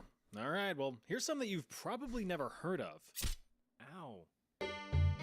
Baba Anoika. Now, Or when you think of the term serial killer, you probably wiggle your brain towards figures like Jack the Ripper, Ted Bundy, or even Jonathan Wayne Gacy. But everyone knows about those guys. History has a myriad of murderers that have remained. I love that. Okay, I love that. Like in Fate Grand Order, they turned Jack the Ripper into like this scantily clad lolly. It's kind of funny. It's just like everyone else makes him like this dashing, like handsome gentleman of a killer. Not Fate Grand Order. They're like lolly. Because that makes perfect fucking sense. After all, humans have been going at each other in silly squabbles since the dawn of man. I say, your cock is bigger than mine.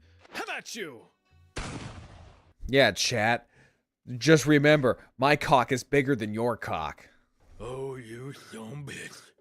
But first, we have to ask ourselves. Yeah, just remember that. Exactly remember that, is chat. a My serial cock is killer? bigger than yours. Well, according to the FBI, the definition has shifted its criteria across the years, with differing requirements for the number of victims, motives, and all that jazz. But the current definition, as it stands, is someone who forces at least 3 people to cash in their life insurance policies.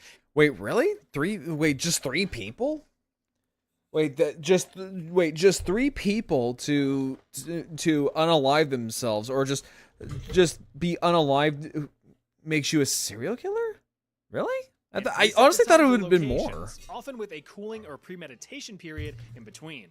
So with that out of the way, our first creature that meets this criteria is one Ana de Pistonia, more well known as Baba Anoika. She was a truly withering wicked witch back in the days of Yugoslavia. No, but look at her though. She's just, but like look at her picture though. She looks like a sweet kind old granny though. Our first creature that meets this criteria is one Ana de Pistonia, more well known as Baba Anoika. She was a truly withering witch. But like look at her though. But look at her though. She looks like a sweet little granny though. Wicked witch back in the days of Yugoslavia, but before she was just a walking wrinkle, she was a babe in her heyday. Ayo? Probably. But after an unfortunate encounter with an Austrian stud muffin who left her destitute, devastated, also, thank you for the head at the pats. age of 20, young Anna became reclusive, finding solace in the study of medicine and chemistry. She became quickly consumed in the world of medical treatments, both conventional and homeopathic. But after years of homeopathic medication and all that stuff, that's a very tight rope to walk on because you don't really know what you're gonna be like mixing, right? And it could be different from person to person. But yeah, no, I don't like when someone says like I have a homemade remedy for this and this and this. It's like I personally don't trust you unless you're a licensed professional. Lotions and solitude. Anna's father offered some advice. Medicine good, but baby is better. Go make a baby. Yeah. Any baby. And so, yeah, you heard that. Don't be a fucking doctor. Don't be a scientist. You know what, women? Don't be that. What's wrong with you? No, we want you to be we want you to make babies. Lots of babies. Just all the babies. Just make all the babies. Don't be in the lab. That's a man's job. Married off to a wealthy bachelor, a much older wealthy bachelor. The old geezer was still able to please her, or at least achieve the biological functions required to put a baby in her belly 11 times. Jesus Christ. The cereals seemed to be made out of a wet tissue paper. 10 of the 11 children crossed over into the shadow realm before even reaching adulthood. Holy shit. With Anna's husband trailing behind shortly after. With those eventful 20 that years old of her sound life effect shrinking into the distance of her rearview mirror, Anna returned to her studies, setting up her own chemistry lab in her now inherited estate. She gained a reputation as a healer and herbalist in the local village, providing syrups, like an serums, apothecary and solutions to anyone in need. She could fix coughs and colds or mend bumps and bruises. This reputation gave her the name Baba Anyoika, as she was seen as the caring grandmother of the village. Her services did make her a pretty penny, enough to pay the bills and live a comfortable life. You know, it's also, you know what's funny is that, like, in fucking DuckTales and shit like that, you see, like, Scrooge McFucking Duck just swimming through coins. But, yeah, no, if he were to, like, nosedive right into, like, a big pile of money, he'd break his fucking face and his neck. I think Family Guy actually made a skit about that. But getting on in her years in the 1920s, the 80-year-old reclusive woman's ambitions took a dark turn. She began to notice a pattern. Many of her returning customers were younger women that were victims of their marriages or their families. These women would confide in Anna about their experiences and their traumas. like, okay. So she offered a new product. Yeah, so, I mean, like, honestly, like, murder is not a good way to go to, you know, resolve an abusive relationship. But at the same time, I'm like, you know, sometimes you just kind of have to look the opposite way sometimes. A small swill of magic water that would fix their problem. This potion contained traces of arsenic and other undetectable plant toxins that, when administered to the unknowing victims, would cause them to succumb to a slow death. Usually that's honestly like one of the worst ways to go. While conversing with any interested customers, she would gather pertinent information such as height. How I see, like, and let me ask you, is your husband, like, does he beat you like a bongo drum? How tall is he? What are we looking at here? Weight, so she could calculate a proper dosage. Damn! Got him down to the fucking numbers. Holy shit. 10,000 Yugoslav dinars, or roughly $600 to $3,000 in today's money. Jesus. But if you're desperate enough, your life savings could save your life. It is estimated that between 50 to 150 men died as a direct result of Baba Anyoika's magic water. Now, when there's a bunch of husbands dropping like flies around a village, things are going to get suspicious. Well, yeah. Interrogated, but no one would fess up to any crime. Also, hey, Dragon, how you doing? Thank you for redeeming your park entrance. 1926 that things would turn sour. After selling a swig of the magic water to a husband and wife who were desperate to and succeeded in ridding themselves of an erratic, cruel, and mega wealthy family member, the police finally stepped in. Yeah, because like at that point, it's like, we noticed that a lot of men are dropping like flies. And now that we got old couple, a rich old couple that drop like fly. Once a rich dude dies, then it's serious. Oh yeah, everybody fucking knows that one. Members were arrested and interrogated until finally the wife caved and outed the unassuming Shaky Sr. as the mastermind behind all of the village's mysterious deaths. Anna was all but the testifying defendants retaliated with a resounding yeah-huh. Many of the village's new widows claimed they had no knowledge of the poison within the potions, and that instead, the old woman used black magic to kill them from afar. The now 91-year-old Baba Anyoika was formally arrested in 1929 and sentenced to 15 years of hard labor, or whatever hard labor the dusty old bitch could even perform. She was released just 8 years later at age 99 due to her very obviously blinking health bar. She died shortly I mean, like, okay, at that point in 1938. Okay, like, honestly, at that point, like, yeah, I can see why they kind of, like, released her from fucking prison, because it's like, look, she ain't gonna live that much longer, so, I mean, let her at least probably live, like, the last, like, year of her existence on this earth. I mean, fuck it. I mean, what's the worst that she could do? She's gonna die. She's gonna croak within a year. Maybe even a few months. There's a way to game a system. You can bet your fat tits that the scummiest of the scum will find ways to take advantage of it. Yep. Next on our list is Amelia Dyer, one of the Yeah, take a good example. Streaming. Content creation, like, as a whole. UK's most infamous serial killers. And if there is a cheap way to get to the top, oh, you bet you $20 that, like, fucking some streamer is going to take advantage of that and buy up a bunch of followers and views. Excuse for a human being, and you've probably never heard of her. Back in the day in 1800s Great Britain, unmarried mothers kind of got shafted by the government after getting shafted by their partners. You see, in 1834, the British government struggled to keep up with the ongoing costs of feeding and housing the lower class. So the government, acting like the toilet that it was, decided to make that shit someone else's problem. It passed the Shite Poor for to Law pay Amendment for. Act, a piece of legislature that completely overhauled the poverty relief system. It ultimately halted any government assistance to poor people who were still deemed physically able to work. Revised the classification Only of those who were otherwise poor. incapable of work due to physical Wait, hold up. disability or Abolished assistance for able-bodied poor. Established workhouses for basic food and shelter. Workhouses were intentionally undesirable. Let's see here. Centralized power over impoverished population. Wow, this is actual shit. Like, this is actual trash. old age qualified for financial relief. This act was proposed after identifying innumerable abuses of the old system, with taxpayer pounds going to individuals who treated it as a way of life rather than a temporary safety net. The entire thing was just a So big old basically, it's nudge, because like some encouraging people any wanted to take able-bodied advantage poor of the to get to system. earning their keep or, well, die. This hit especially hard for the demographic of poor women who bore illegitimate children. Baby daddies were now off the hook for child support, and these moms were now faced with an impossible choice. Either go to work to survive, or stay home with the children and starve. But this is where another industry began to take root. Baby farming. Oh. You mean like cute itty-bitty babies sprouting from the earth? No, that's not I mean, like, that's what Cabbage Patch Kids told me, is that, you know, babies pop up from the ground. how that works, pat, pat, pat. But these babies would end up in the ground. With loads of single mothers forced to work to barely scrape by, and workhouses having a strict "don't bring your child to work" policy, many of these Which is funny because, like, during this Industrial Revolution, child labor was, like, all over the place. Or otherwise hospitable environment. And some of those did in fact exist, but others weren't so generous. Please, sir, I want some more.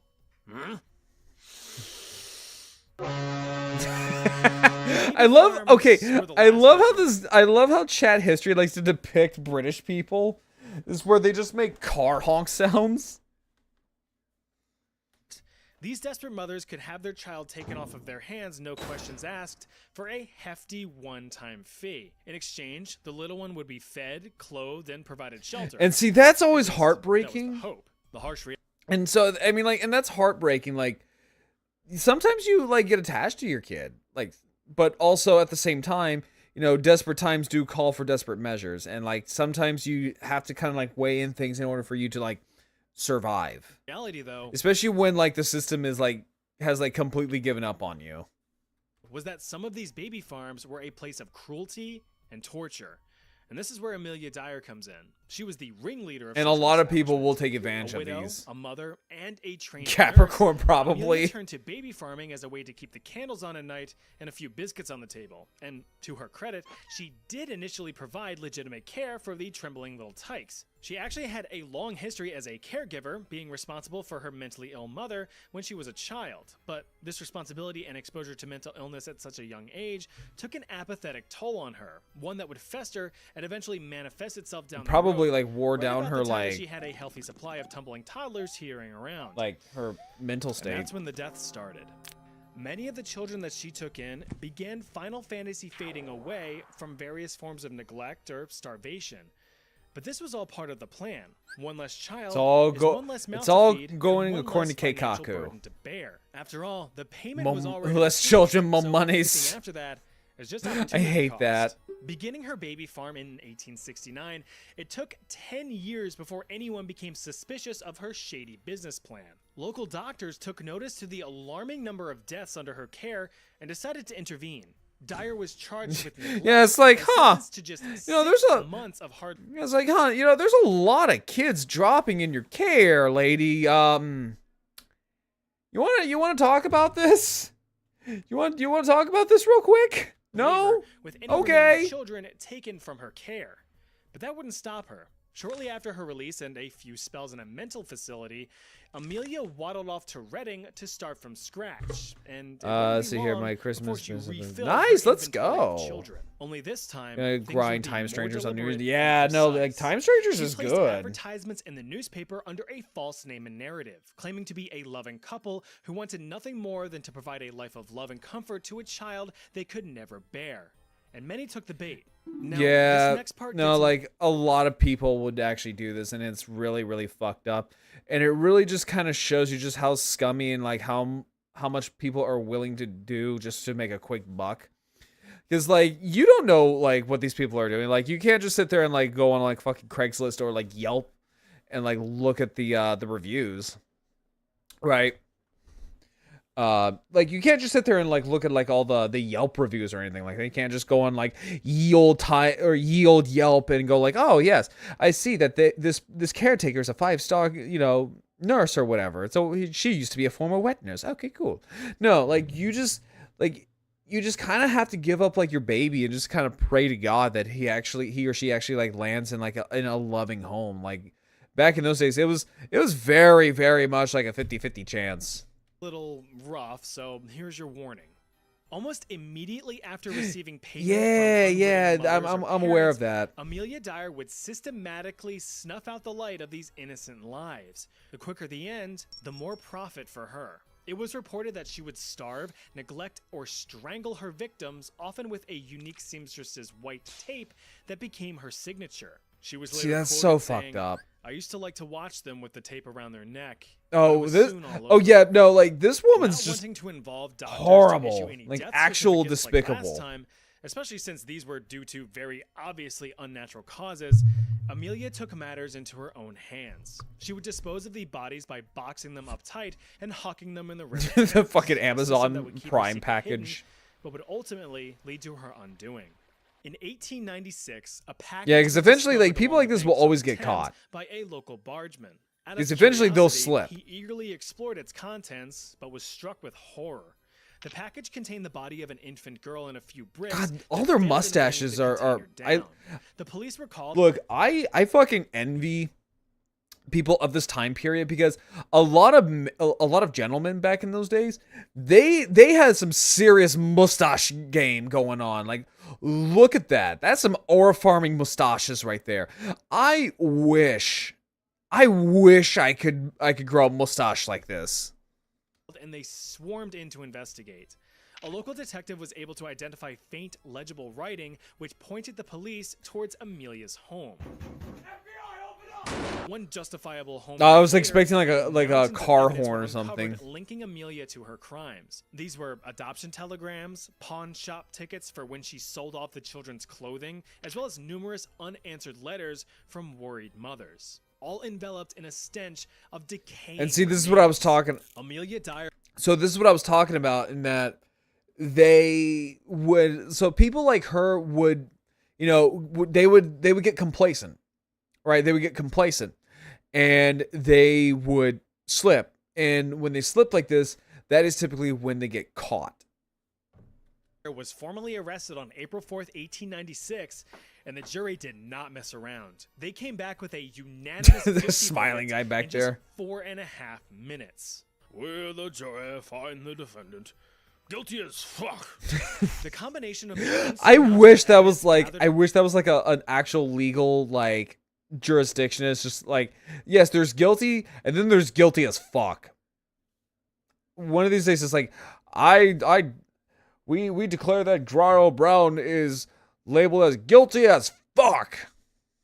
From her home, and the rate at which I mean, she I don't know carried why out I would evil be guilty of deeds anything. I'm have just a sweet convinced little bean. experts on the matter that Amelia was responsible for the deaths of up to 400 children God over the course damn. of 30 years, making her one of history's Holy most shit, prolific dude. serial killers. For her crimes, Amelia Dyer was hanged on June 10th, 1896, at the age of 58. Also, hanging is just like a horrible way to go. All right, this story. Yeah, because like I'm gonna be real, like hanging is like one of the worst ways to go because sometimes your neck doesn't break because like they'll tie, like that's one of the reasons why they make those kind of nooses is so that way when you're hung, the force will actually snap your neck. But sometimes it doesn't work and you're just left there to dangle until you eventually just strangle yourself to death. It's a horrible way to go.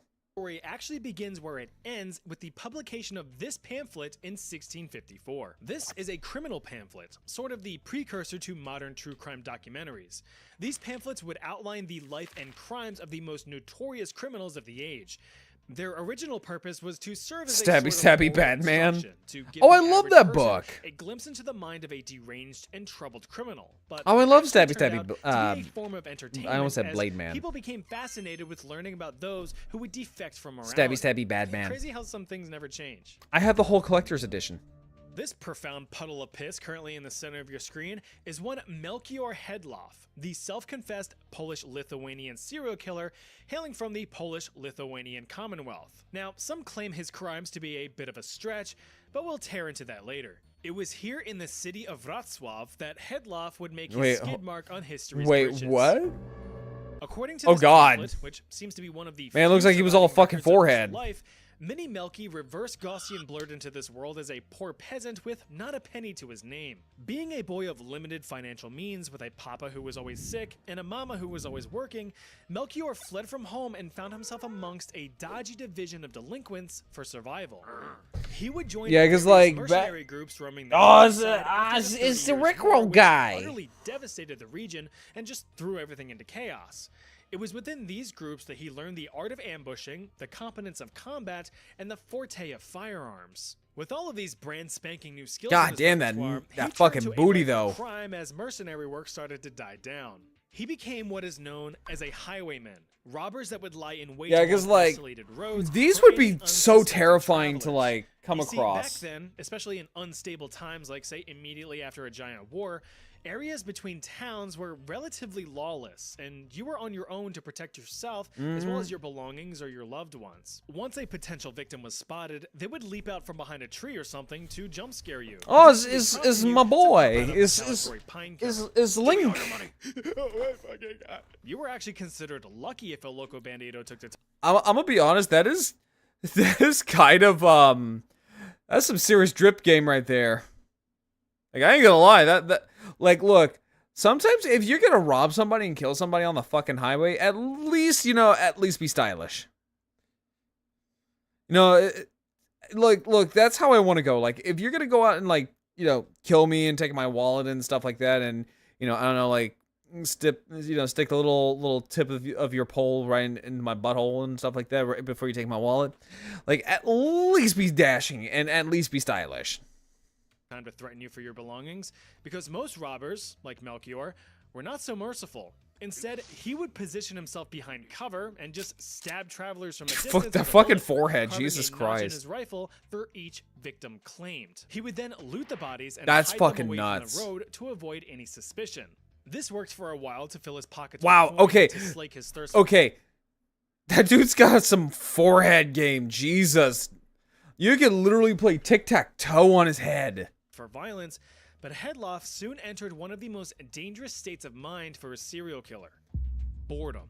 The thrill of just blasting people away and stealing their stuff soon became stale, and since variety is the spice of life, he decided to season because the then you're gonna shit start out of his future upping. crimes. All of this hit an apex. Yeah, like once a serial killer gets bored, they're gonna start upping their intensity and their savagery in their crimes. Just so that way they get that thrill. Because like after a while, it becomes like an addiction. And then like once you start getting complacent, the thrill of stealing is no longer like fun anymore. With his most infamous crime. According to this pamphlet, Hedloff had crossed paths with a young pregnant woman traveling the roads. Allured by the jingle-jangle of her coin purse, he offered to provide protection for the woman on her travels lest, some rapscallions decide to mug her and leave her for Some dead. She rapscallion? agreed. The two proceeded down the path until reaching an inn to lodge for the night.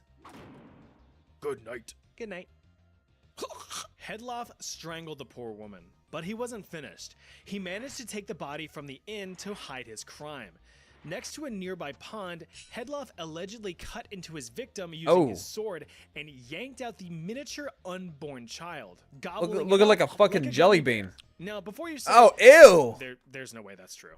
You might be Yeah. right, but you may be wrong. Yeah, I have a feeling that would probably not be true. Like, honestly, I don't think someone is that fucking depraved. I mean, like, there are some depraved people, but I don't know. I'm not sure. Why? Because the details in Melchior's crime pamphlet came from Melchior himself. albeit through tortured confessions. Yeah, that After I would years take it with a causing grain of chaos salt. On the highways, he gained a reputation, and locals were not having it. He was eventually arrested after evading capture for some time, and since he was found with incriminating evidence already linking him to several recent crimes, the townsfolk already knew he was guilty, and other eyewitnesses confirmed it. In 1654, Melchior Hedloff was sentenced to be drawn and quartered. Oh! confessing to Ooh! over 200 murders. Oh! Oh, drawn and quarter is so horrible. So, I think he's going to explain what it is. So, basically, what drawn and quarters is that, basically you are tied to 4 horses, maybe 5, because, you know, your head. But basically you are tied to like several different animals. It doesn't have to be horses. It could be like bulls. It could be whatever, elephants. Basically whatever kind of beast of burden. Right? Whatever kind of beast of burden. And they'll tell the animals to run. They'll give the animals a command to run. And so what will happen is that you will be literally pulled apart limb from limb. May not even be like quick, right? You'll be able to scream for a bit. But yeah, basically you just have all your limbs pop off. Literally, like violently torn off. As he was being tortured. Those confessions were then fabricated into this elaborate and sensational Hence the name pamphlet. drawn and Sure, quartered. some of it may have been the over-exaggerated ramblings of a doomed man karmically getting his tummy torn into, but that's just good storytelling.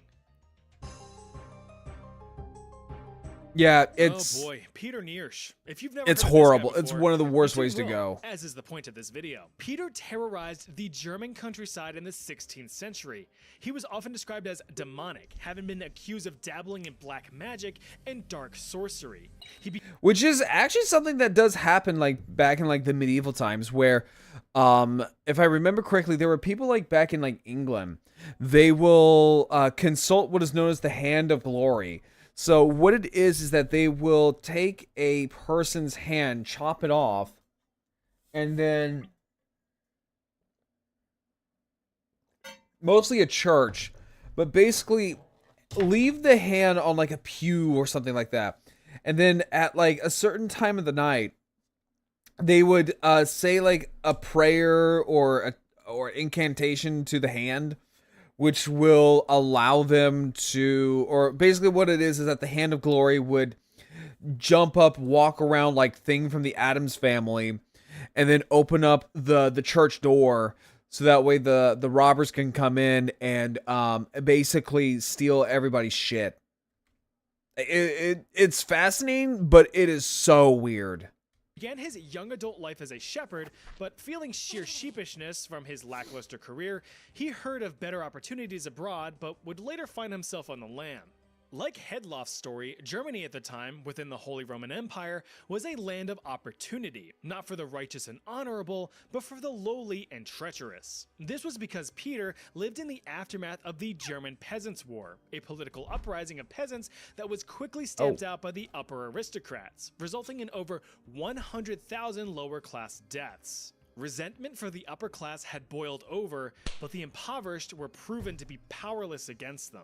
Being born into poverty himself, Peter knew that it was nearly impossible Ich to bin shake arm, off the lol. shackles of the lower class. Wait. Ich bin arm, lol. So, okay, my German is terrible, but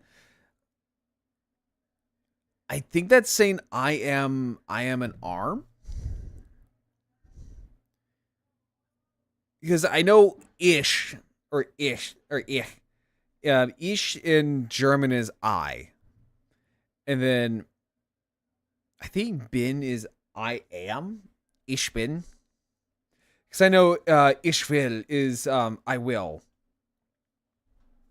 Hang on, let me consult Deep L. Again, my German is terrible, but I believe that just means I am arm. Let me see here. I'm going to consult.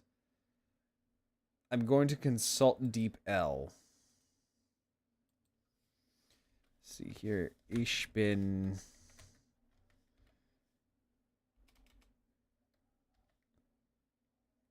arm. Oh, okay. It just means I am poor. Really? Arm? Wait, in German, arm is poor? What up? Yeah, no, it just means poor. Huh. So Weird. he had to take matters into his own hands, even if it meant cutting a few Ich throats bin along the way. arm. Ditching his shepherd's staff I am for something poor. a bit more pointy around 1566. Okay, that makes a lot more Peter sense now. joined up with bandits and thugs, pillaging villages and tormenting towns. But he soon found himself rising in the ranks and becoming the main mugger in charge. Together, Peter and his band of highwaymen would ransack the countryside, robbing any travelers along the roads. Honestly, of the I would love to go to Hebrew Germany. Empire. But he would soon get too carried away with his crimes. Peter, I think he's dead. You can Hey, start Aachen, how stopping. you doing? Just let him go. But he... It wasn't until 11 years later in 1577 that Peter met with any sort of justice, but only momentarily. He was formally arrested, but managed to give the authorities the slip, fading into darkness once more. His reported Which, crimes- okay, so fun fact, fun fact about, like, that kind of stuff. So, let's see here. My Liger Zero pen. Nice, let's go. That one's actually a really good kit. I love the Liger Zero and the Panzer armor. It's actually my favorite Liger Zero CAS armor. So what's funny about, like, ninjas and sneaking into the shadows and stuff like that. So when you want to be stealthy and you want to blend into the shadows, you don't want to use black. You actually don't want to use black at all. So what you want to use actually to blend into the shadows is that you want to wear a very, very, very, very, very dark navy blue, because that is that's the actual color of night. And it helps you blend a lot more into darker places. So it actually makes you look like a shadow. evasiveness gave him quite the reputation. Remember that pamphlet from the last chapter? Well, Peter had his own, and it was much more fantastical. See, Although the other tales two were contained sold out. many real Oh, did you get them aspects from of his Hobbylink? misdeeds, they were also vastly exaggerated, telling of Peter's deal with the devil, his diving into the depths of black magic, and even his supernatural ability to shapeshift into dark beasts. It was said that he harvested the hearts of unborn children to cast curses or US make and Gundam. himself invisible. I was gonna say, Although because, like, on obviously Hobbylink outlandish, Japan, the true root of they these do have them claims for could sale. be The other, rationalized. His shapeshift I was gonna say, like, on Hobbylink Japan, they also have all of the Liger Zero armor sets, and also the Liger Zero that comes with the armor set. So if you want a Jaeger, there's that. If you want a Schneider, they have that as well. If you use my chat command code !HLJ, it'll take you directly there. So that way you can get them. and ability to become invisible is attributed to his incredible skills of disguise and evasiveness. Despite his numerous crimes, he could never seem to be caught, or at least remain caught. His actions gave him widespread notoriety, which would actually be his downfall. One night in September of 1581, after stopping in a local Hey, say that you bathhouse, remember. the weary Peter Dancing in just wanted to September. soak his sack in peace. He left his belongings with the owner of the bathhouse for safekeeping, as was the norm. But Peter was unknowingly drawing attention, with some other patrons recognizing the man that was Yeah. giving his balls in bliss before them. Yeah, so that's something you don't want to do as well, like when you're a criminal. See, I have a base Liger, so I just want to. Yeah. So, over on Hobbylink Japan, they do have just the base armor sets. I know this because I got my friend Celine a Liger Zero with, like, all of the armor sets for her for Christmas. Curious, a few men snuck over to Peter's traveling bag and opened it, as it was also They said to also have the contain Liger his Zero dark X magic as well. tools. But the men were soon horror-struck with what they found inside. Mein Several Gott. severed heads and multiple hearts. Although stunned, Yeah. they quickly apprehended Yeah, no, again, that's what happens when you get complacent as well, is that you also get sloppy. And when you get sloppy, you get caught. Handed Peter, and he confessed to his crimes. Peter Niersch was formally arrested and tortured over the course of 3 days in the town of Neumarkt, being broken on the wheel. It is said that the heavy wooden wheel was slammed onto him 42 times. Ow! Breakfast, wheel. Lunch, Wheel. dinner, have a hearty beef Wheelington. All of this bashing from the wheel basically rendered the man down to a battered blob, but he was somehow still alive. Don't worry, they had a solution. Peter was quartered. Through his various confessions while getting dunked on by a wheel, Peter Niersch was reportedly responsible for 544 deaths, including 24 pregnant women and their unborn children.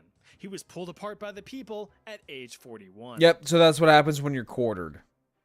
Hey, I know that popping in from time to time with my real self often breaks the immersion of this channel, but I wanted to take some time to genuinely thank each and every one of you fellas and fellettes. It takes a lot to make these types of videos, so yeah, thank you all for sticking around. Yeah, no, like, go And support if you this wanna watch guy. more He content, makes a lot of good stuff. check that out right there.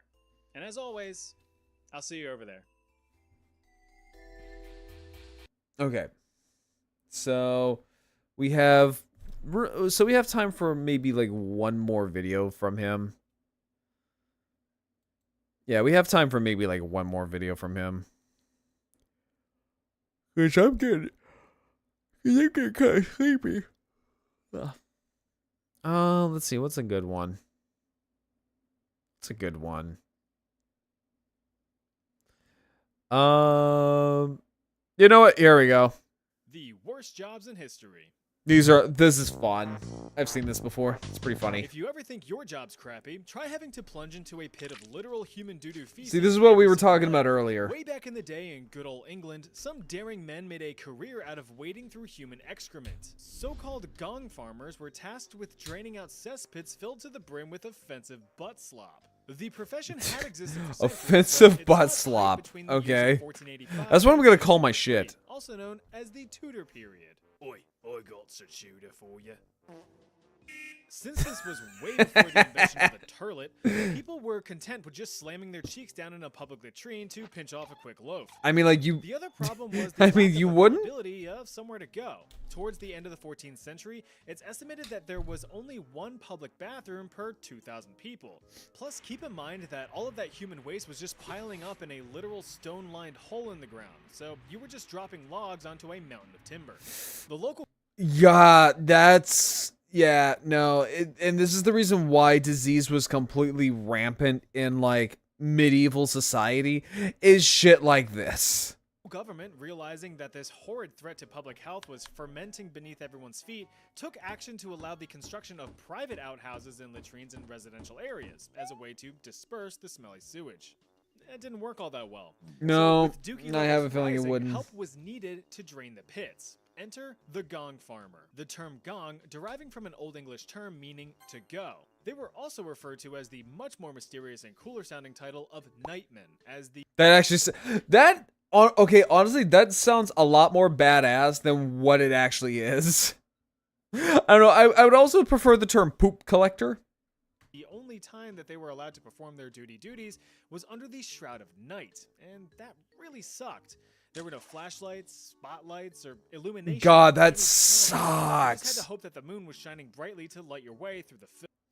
Yeah, no, like, I honestly wouldn't even want to, like, go down there, down to the poop hole with, like, a candle or a torch, because of how flammable a lot of those gases and vapors are. Like, one small move, and then next thing you know, the poop hole becomes the fiery poop hole. And you gotta think, like, when poop catches fire, it's going to be absolutely rancid, man. Like, you gotta think, like, that smell must be absolutely mind-boggling rancid. Yeah, the universe doesn't want me to go get the armor. Is having an issue with checkout. Like, yeah, no, flaming explosion, poo. Yeah, no, exactly. Filth. The nightmen would enter these cesspits and drain the contents using buckets and shovels. Excrement was loaded into barrels and carted off to be dumped near the River Thames. Don't worry, it was used as fertilizer later. Maybe. These men That's would be so deep, nasty. waist deep, even neck deep in the stuff, which had its own risks. The first and foremost being asphyxiation. Cesspits were often God, just imagine, like, that's how you go out. You go out by being, like, by drowning in literal poop. in closed spaces with little to no ventilation, so the buildup of noxious and toxic gases was a very real threat. Although rare, a gong farmer could pass out from a lack of fresh air. In the Dark Ages, how did we all not Another die of? risk I was don't poor know. maintenance. I think Cesspits were mostly typically just because of things like, say, apothecaries and alchemists, and just by sheer dumb luck. Hi, Karai, how you doing? We're talking about horrible medieval jobs. What did I walk into? We're talking about poop. We're talking about poop. Give yourself a shout out, Karai. How you doing? drained as needed, which, depending on the size, Yeah, we're of talking the about thing, poop. could be up to 2 years. What else is- in spot space. Since these pits just sat there and rotted, it was common for stone walls to collapse in on the farmers while they harvested their crops. Yeah. Yeah. Also, everyone go follow Kurai. She's an absolute little gremlin, but we love Kurai. I love the absolute shit out of her. Like, please go give her a follow. She's also a very talented artist. But yeah, I swear, like, if you're a gong farmer and you die on the job, that has to be, in no pun intended, but a really shitty way to go. I did have a conversation with Jupi about poop. Kurai, I need context. Kurai, I need context as to what this thing was about. Unless you guys were just talking about poop in general, about like how your stools were. See, no one will ever find your body. No, like, no one will find your body. And the worst thing about it, outside of like dying in a hole full of Nurgle's fucking rot, is that you'll also have maggots. Like, you'll probably have like maggots and stuff in the poop too. So you will also be eaten by fucking maggots. They were asking if they could call me, but I asked if I could go to the bathroom first because the coffee was working. Oh God! Yeah, wait, Kurai, does coffee make you shit a lot? Just a normal conversation. How was your poop today? Yes, Kurai. How was your poop today? Was it runny? Was it runny? Any scrapes or bumps would certainly get infected, which could Yep. eventually lead to a painful death. But these high risks were met with high reward. Since the job was less than desirable, gong farmers made quite a healthy living, about 6 pence a day. It's one of the reasons why I drink coffee, because I'm usually really, really constipated. Oh God. Oh yeah. No, that's happened. I'm not gonna lie. That has actually happened to me before, where I was very constipated. Pooping out that constipation was not fun. I legit thought my butthole was being ripped and torn asunder. I work in healthcare, so we talk about this shit a lot. Honestly, that's pretty based. I would go weeks. Wait, weeks? Kurai. Weeks? Oh God, that's not good. Drink water. Drink a lot of water and fiber. A lot of fiber. Like, eat some vegetables, eat some fruit, eat things. I did drink water. Okay, well, okay, at least you're hydrated. And fiber. Oh, yeah, no, okay. I would honestly see like a physician about that, because holy shit. Weeks? Coffee was the only thing okay, start drinking more coffee. Start drinking coffee, because holy crap. I mean, granted, I sometimes will go like a day or two without pooping, but still. Yeah, literally, holy shit. No, like, it doesn't happen anymore. Okay, good. Good. Because that's concerning. That is actually concerning.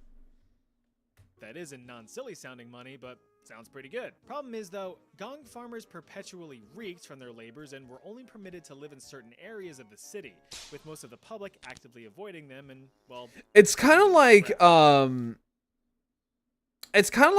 garbage truck drivers nowadays. Like if you really want to think about it, though, it's kind of like garbage truck drivers in a weird way. Because like, here's the thing about garbage truck drivers, people don't want it because of the smell and everything like that. And obviously you have to touch like garbage and stuff like that. But you get paid a lot. Like you genuinely get paid a ton as like a garbage truck driver. It is insane. Oh, okay. I was worried because I thought this happened like recently. I was about to have I thought we were about to have a discussion here. See, my parents would force me to drink prunes and nothing worked. Holy shit.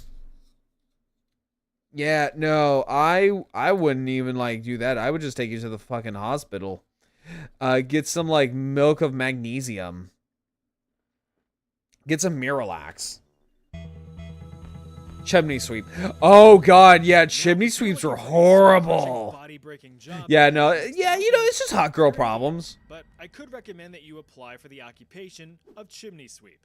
These services were all the rage in, you guessed it, England's Tudor period. But the job has existed for hundreds of years. Rapid urbanization led to the construction of a lot of buildings, and each one of them suckers needs a source of heat.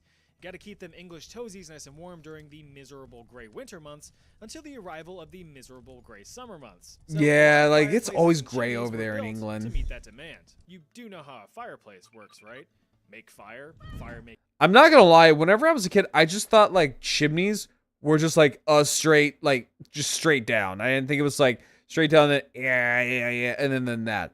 Because like I would think like, oh, well, Santa Claus can go down the chimney and then pop out. So I thought it was just, you know, just a straight down and then bam. But now I have another. Oh no, Karai, what is it? Heat and smoke go up through chimney and blow out the top. But all of that burning of wood and coal. Oh no, what is your recent hot girl problem? Deposits that build up within the chimney. Big problem, cause if that's not properly cleared out, then things can just go. And there goes not only your house, but a few neighbors' houses. Yep. With collateral damage. See, I've been happy for 2 weeks straight, and it's been a huge shock to my system, and I don't know how to function. That's just called your endorphins. That's called your dopamine. Also, like sunny, like getting some like vitamin D as well. Like vitamin D also helps like your mood. Yeah, that's just called your dopamines. It's called your endorphins.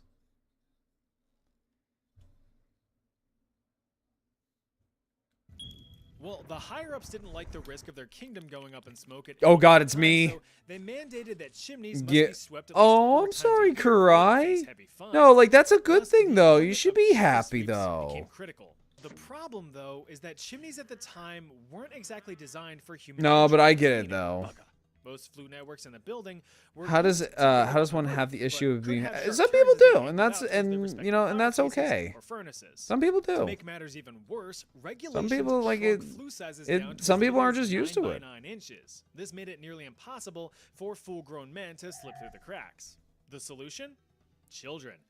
Yep. Children. Yep. There we go. Orphans were yoinked from poor houses and taken on as apprentices called climbing boys, with opportunities to one day grow into masters. Yeah. The fucking like the olden days were a magical place, weren't they? You could just sit there and like chug a potion made out of like ground up salamander buttholes and stuff like that and be like, it's just a cure all for all your constipation, bloating, and upset stomach and diarrhea, when it really doesn't do jack and shit.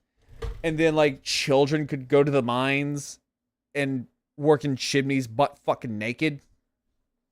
Yeah, that's the thing, by the way. Yeah, no, I'm not even like, he's gonna explain this later because I've seen this video, but yeah, no, like these climbing boys would actually go into the chimneys butt naked. I was asked, oh, that's really sweet. No, but that's really sweet, though. No, but like, congratulations, Kurai. If they live that long. If it wasn't obvious, chimney sweeping No, was you deserve extremely that. dangerous, especially for the little limber lads. Boys as young as Yeah, 6 the children years yearn old for the were sent to chimneys. and told to get scrubbing. The physical dangers were abundant, as several children had died from getting stuck or horribly burned from scaling the scalding bricks. Yeah. Keep in mind that these fireplaces were almost always in use, so those chimneys were hot and ready like a carry-out pizza. Now, Yeah, and they didn't have any like protective equipment either. It was just shove them up in there, and if they died, oh well, there's probably like 20 other orphans that we can grab. I mean, fuck, there's baby farms, so fuck it. if the cramming didn't kill you, the scrubbing would. Soot and creosote, organic carbonaceous byproducts of burning wood and coal, are carcinogenic. So if you're trapped in a confined space, just And they didn't wear away masks or while anything like sucking up that. hits of cancer-causing black powder all day, day, things are not going to turn out well for you. But it actually wasn't Not your at all. lungs that you needed to worry about. No, it was your balls. Scrotal squamous cell carcinoma, also known as chimney sweeps carcinoma, or just straight up scrotal cancer. Ah! Something I didn't mention until now was that the young children, as a way to fit Were- easier into the narrow, hot chimneys, often went commando. No Yep, shirt, see, no yep, there we shirt. go. This is what I was talking about. Like, they would just go into the fucking chimneys naked. Just have a naked little boy just go, scrub a dub dub all up in your chimney. Just tell that to your kids next time you have them around for Christmas. Think of the naked chimney boy. Shoes, no pants. If things works out, I'm gonna hang out with The it. concept Yeah. of just Okay. soot and Okay. Kurai. Look, I'm gonna be like an older sibling here. Tell me how it go. I must know how your date goes on Friday. I must know how your date goes on Friday. I have to know now, and you gotta tell me all the deets. I gotta know his name. I'm gonna bug you about it. But no, like I think it will go well. led to the development of tumors on their nethers. Ah! Left in them. Sure, your sack is out of whack, but damn, that chimney's clean. Yeah, it's like, yeah, congrats, kid. You don't got a fucking nutsack anymore, but my God, is that chimney fucking nice and clean for about a week. You've probably heard of the Radium Girls, young women of the workforce that would paint luminous numbers and hands onto timepieces in the early 1900s. Well, this is simple. Yeah, I've heard about Towards these. the end of the 19th century, matchmaking was a pretty lucrative business. Yeah, so what he's talking about is that, so back in like the early 1900s and stuff like that, there would be these radium girls who would basically paint those nice, like bright phosphorescent green numbers and stuff like that on like alarm clocks and stuff. And the paint that they used was poisonous. And then they would dot the paintbrushes on their lips. And basically what would happen is that their bottom jaw would rot off. Yeah, their fucking jaws would rot off.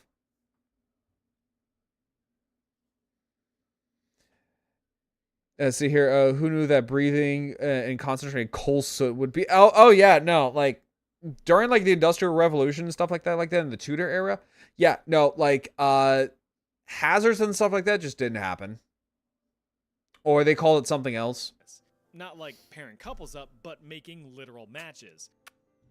By the late 1800s, Oh, they kissed me. there were about 25 matchmaking factories across I need to find a matchmaker. employing over 4,000. Damn it, I need to find a matchmaker. The process, as with most And now industries everyone at the today is time, full of involved microplastics. working with some Yeah, nasty chemicals. it's The flavor of the day insane. Here was white phosphorus, an unstable compound that burned. Like then there you got like fluoride in the water where it's like it lowers your testosterone, but my God, is your fucking bones and your teeth looking nice. Like if it's not fucking microplastics, it's fucking fluoride. Yeah, the from the radiation of radium, I read books. Yeah, no, like we just like honestly, if you want to think about it, we traded in a bunch of other horrible substances for others. Like it really hasn't changed. Fiercely when ignited. You know, perfect for the few seconds that you would need to set something ablaze. On top of being both easily ignitable and violently reactive with oxygen, it had the triple whammy. I think I drink well water too. I actually don't know about the water over here in Maine. I'm not sure. Handling of white phosphorus, with over 80% of the phosphorus fingerers being young women. These women would come to be known. Give me as that iron matchstick girls. instead. Day in and day out, these women were Yeah, get your tasked with metals packaging going. the You're gonna have different some matchsticks, strong ass with an bones. entire workforce handling as many as 10 million across a 10-hour shift. You gotta get some iron, get them strong ass bones, Christ. So when you walk up to your date, you're gonna look like motherfucking Arnold Schwarzenegger, just like, I like 'em big, I like 'em chunky. Gonna walk up to him like goddamn Moto.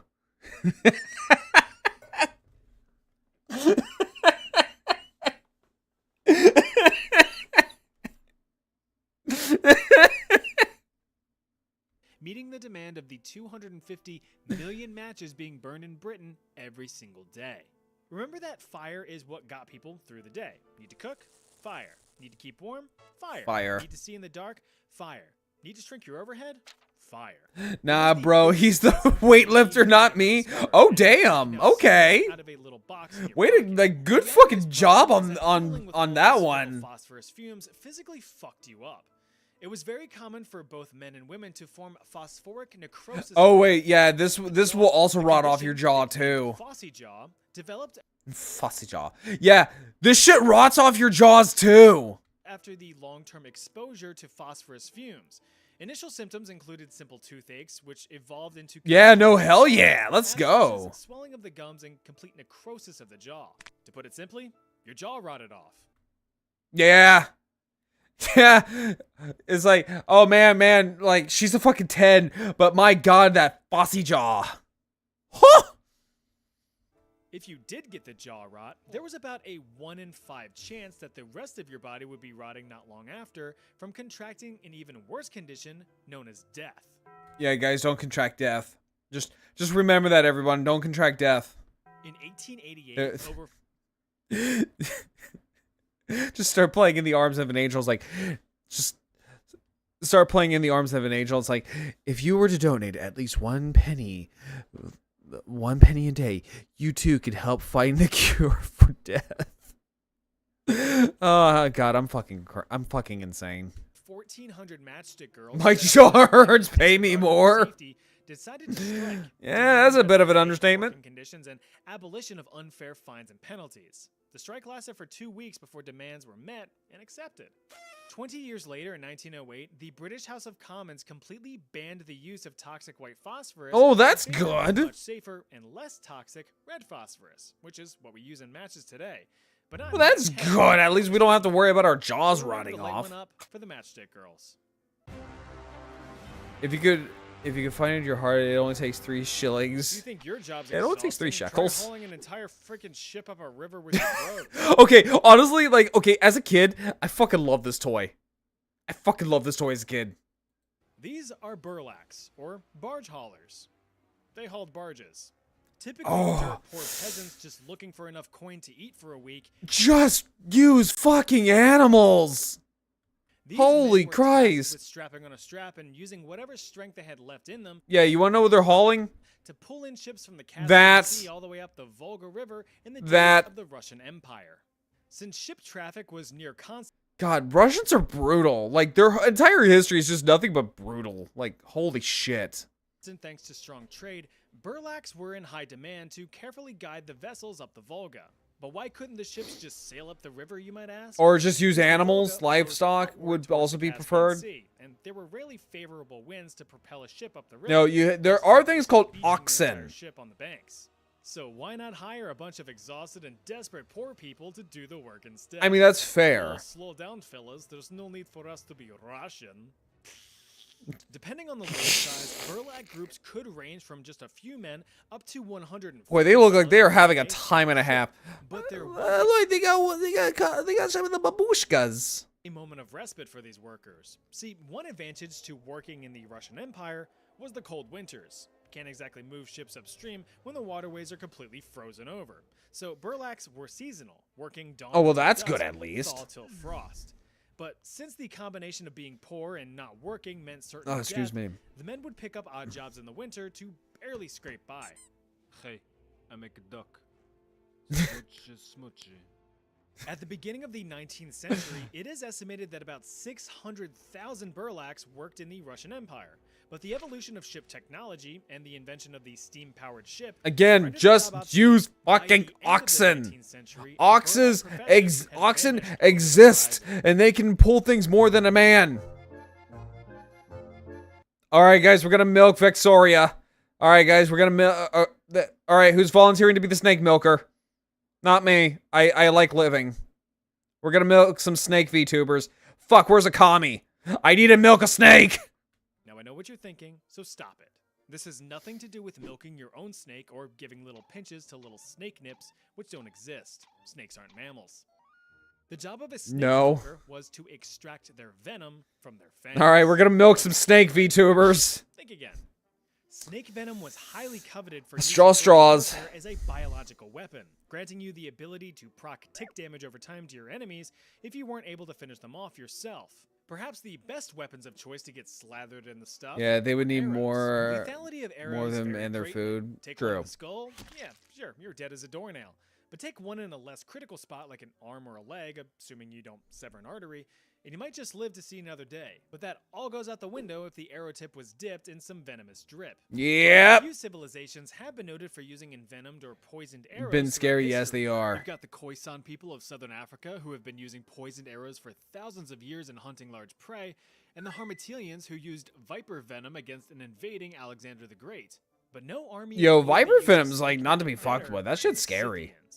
Also duking it out against Alexander the Great, the Scythians developed their own iconic On noggin, poison you'll for lose ears. Help. warfare, combining Oh, I'll take not your only word for it. viper venom, but also putrefied human blood and excrement, even minor scrapes from their weapons. Oh. Lethal. Oh, So that's also some. dealing with- Okay, that is some extra disrespect right there. Not only are you gonna get like an arrow tip full of snake venom, but it's also snake venom wrapped in human poop and blood. That is some extra level amounts of disrespect. Being envenomed, you also dealt with the horrors of gangrene and tetanus. So with all that said and done, yeah, snake milkers. Like I said, it was their job to wrangle and wrestle up enough snakes to meet the demand of entire armies. But luckily, this wasn't a time for catch and release practices. Kill the snakes, take their venom. That's the job. Of course, that is easier said than done. By nature, snakes are shy little fellas and pretty hard to find. They are Chances like you get struck before you like on average, snakes will actually want to run away from you than fight you. even noticed one. One catch of their fangs is enough for it to be game over. Snake milkers were considered lucky if That's they like even taking a managed to survive dump a on someone season after you of kill. collecting. Yeah, that's For or like the science. equivalent of just like teabagging them to assert your Venoms can be dominance. sorted into three main types: neurotoxic, hemotoxic, cytotoxic. I love his rhymes because he's about to Neurotoxins strike rhyme. and destroy all your nerves. You're agonized and paralyzed as you can observe. Hemotoxins target all your healthy blood, thinning down or clotting up, so now you're done for, bud. Cytotoxins focus on killing all your cells, so you can probably guess that you won't be doing well. Just avoid snakes, and you'll be doing fine. I know you fellas and fellettes just love a good rhyme. So to close this He chapter makes some out, really good yes, rhymes, I'm not snake gonna milkers lie. Still exists nowadays, though only for medical research and developing Yeah, see, now that's the more humane way of like milking a snake. anti-venom rather than biological warfare. Or so we think. Drummer boy. Imagine getting ready to charge onto a battlefield to either invade a country or defend your own. You see your fellow soldiers gearing up for battle with their trusty firearms, and you're given a drum. I gotta fight. Drummers. believe it or I not, actually were used to a play critical drums. part of warfare in the days of yore. Since there were no such things as radios or more instantaneous methods of communication, drummer boys were employed and trained to maintain order on the battlefield. And also for Including cadences. bands, They're really good for those too. streets, and everything in between. Peaking in popularity during the I'll be calling in the air tonight. Hold on. Civil War, I love that drummer song. boys were typically in their teenage years or young adulthood. I've been waiting for this moment all my life. Hold on. Hold on. Though some more famous drummer boys were I younger, remember. little Charlie King of the Union Army died in battle at the age of just 13, being the youngest casualty in the Battle of Antietam. God. Johnny Clem ran away from home. Look at this kid fucking aura farming. And this kid was a sergeant. That right there means that this kid's a sergeant. Dude, kid was my rank when he was like barely out of elementary school. Look at this kid. That's that is a stone cold killer right there. That kid looks like he does not give a fuck. And was taken in by the Union Army as a drummer boy at the ripe old age of 9. Just a few years later, the little fella fought in the Battle of Chickamauga in 1863 at the age of 12, where he shot and killed a Confederate soldier. What you gonna do? Shoot? He was promoted Yeah. to sergeant, eventually retiring from the United States Army in 1915 as a brigadier general. Damn. Rare occurrence. In reality, it would have gone more like this. Despite what people may think, drummer boys did not See make the trips scene to battle. with that song in Miami Vice is Chef's Kiss. Are you talking about In the Air? Because I've never seen Miami Vice. Yeah, the In the Air by Phil Collins. Yeah, no, it's a really good song. That would be stupid. Instead, they would relay commands from behind soldier lines, though they were still known to be valuable targets.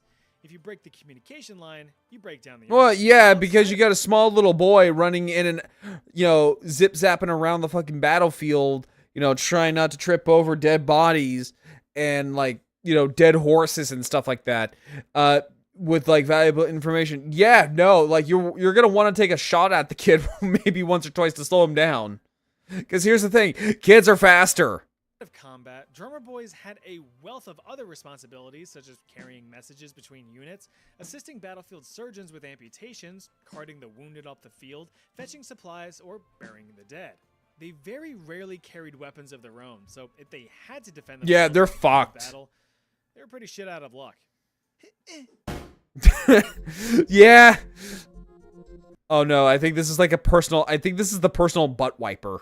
If you wanted to be one of the most influential people in all of England but don't have a drop of royal blood in you, you'd want to squeeze into the role of the groom of the stool, a job requiring you to get up real close and personal with the king or queen at the time. Look, we all have to go once or 12 times a day, so someone as prestigious and important as the king is gonna need help doing so. Imagine feeling the sudden urge to blow out your britches, but you have to fight through said bridges to accomplish the mission. Grooms of the stool assisted the monarch with any labors regarding God, movements. can you imagine that, just sitting there around the water cooler so what do you do, Frank? Well, I've been counting over at XYZ factory over XYZ Corp over there. What about you, Jim? Oh, I am the lead, engineer over at this company. What about you, Mike? I helped the king wipe his butt. This included helping the removal of clothing, preparation of the lavish and luxurious royal shipbox, and the removal of the splendiferous salads, but not before I helped their the king proper poop. examination. Yeah, that's right. Grooms Boy, were there's a lot of talk about tasked poop with today. cleaning up the royal slurry, but making sure that the passings were healthy, taking notes of any abnormalities in appearance. Or Yep, frequency. extra These creamy notes would be poop. passed on to the king's personal physician to diagnose any possible. Yep, it's poop. Very helpful, is it? After the log was sent down the river, the groom of the stool would also assist in the cleanup effort, either by handing the king his own personal cleaning cloth or by taking up wiping duties. Oh, the horrors. You might think that this Oh, job the was actual horror. actually highly coveted and well respected, as grooms of the stool had access to the king outside of the public eye, allowing. I for mean, vital true, but private I don't know if you want to conversations. Not put up only with that. high-ranking nobles or politicians, grooms of the stool were known to have influence in many formal rulings, laws, or personal life. So that Anne Boleyn chick's hot, right? No. The first documented groom of the stool dates all the way back to 1495 under King Henry VII. The role continued to evolve over the years to the title Knighted of Groom Poo the Wiping. Skull, though they were I dub thee, I knight thee, Sir Bettermere, Knight of the Poop Wipers. more so referred to as either the gentleman or gentlewoman of the bedchamber, depending on Yeah, that sounds monarch in kind of charge, with responsibility okay. I'm not gonna lie, that actually sounds kind of hot. But then when you realize oh, it actually means you just help him poop. Yeah, no, I'm not gonna put that on my resume. eventually focusing solely on the king or queen's wardrobe. The position Looking was held fresh. for over Looking fresh, 400 sir. years until being formally discontinued under King Edward VII in 1901. Jesus, it took him that long. I have plenty more terrible jobs for a part 2. Want me to make it? Leave a comment. Okay, so that's where we're gonna end it here. Okay, here's another video. Okay, so that's where we're gonna end it here. Yeah, no, that is nuts that they've had that job all the way up until like what 100 years ago. Like, that's kind of crazy. Like, it's just kind of funny to think like a lot of these old jobs that we think would have died off in the Middle Ages. No, it died off relatively recently.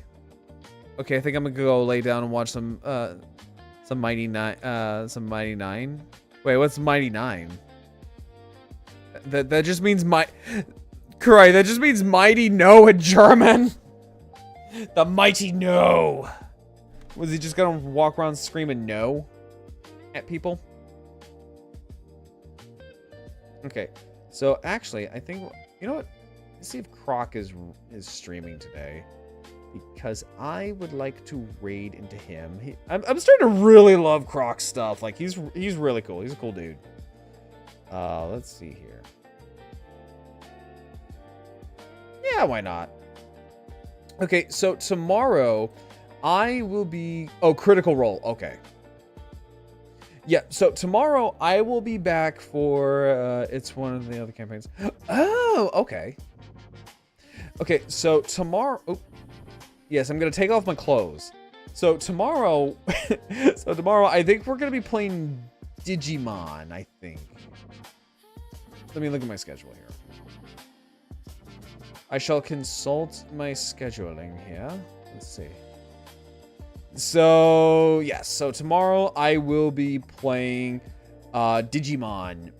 And then Thursday, Friday are also going to be gym days. So, I'm getting back in the routine and I hate it. My butt does not like it at all.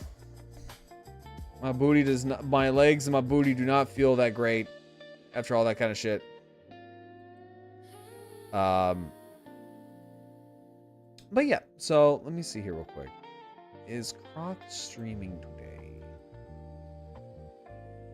Is Croc streaming today? Let's see here. Is he streaming? Yes. He is playing Grand Theft Auto. So we're all gonna go say hi to Croc, and tomorrow we're gonna play some Digimon, because okay, I actually played a little bit off stream and I finally got my Tuskmon, so I'm so happy about that. And god, do I love Tuskmon. It's such a badass design. But yeah, so I'll be back tomorrow for some Digimon, but until then everyone, I'll catch you all later, and let's go say hi to Croc.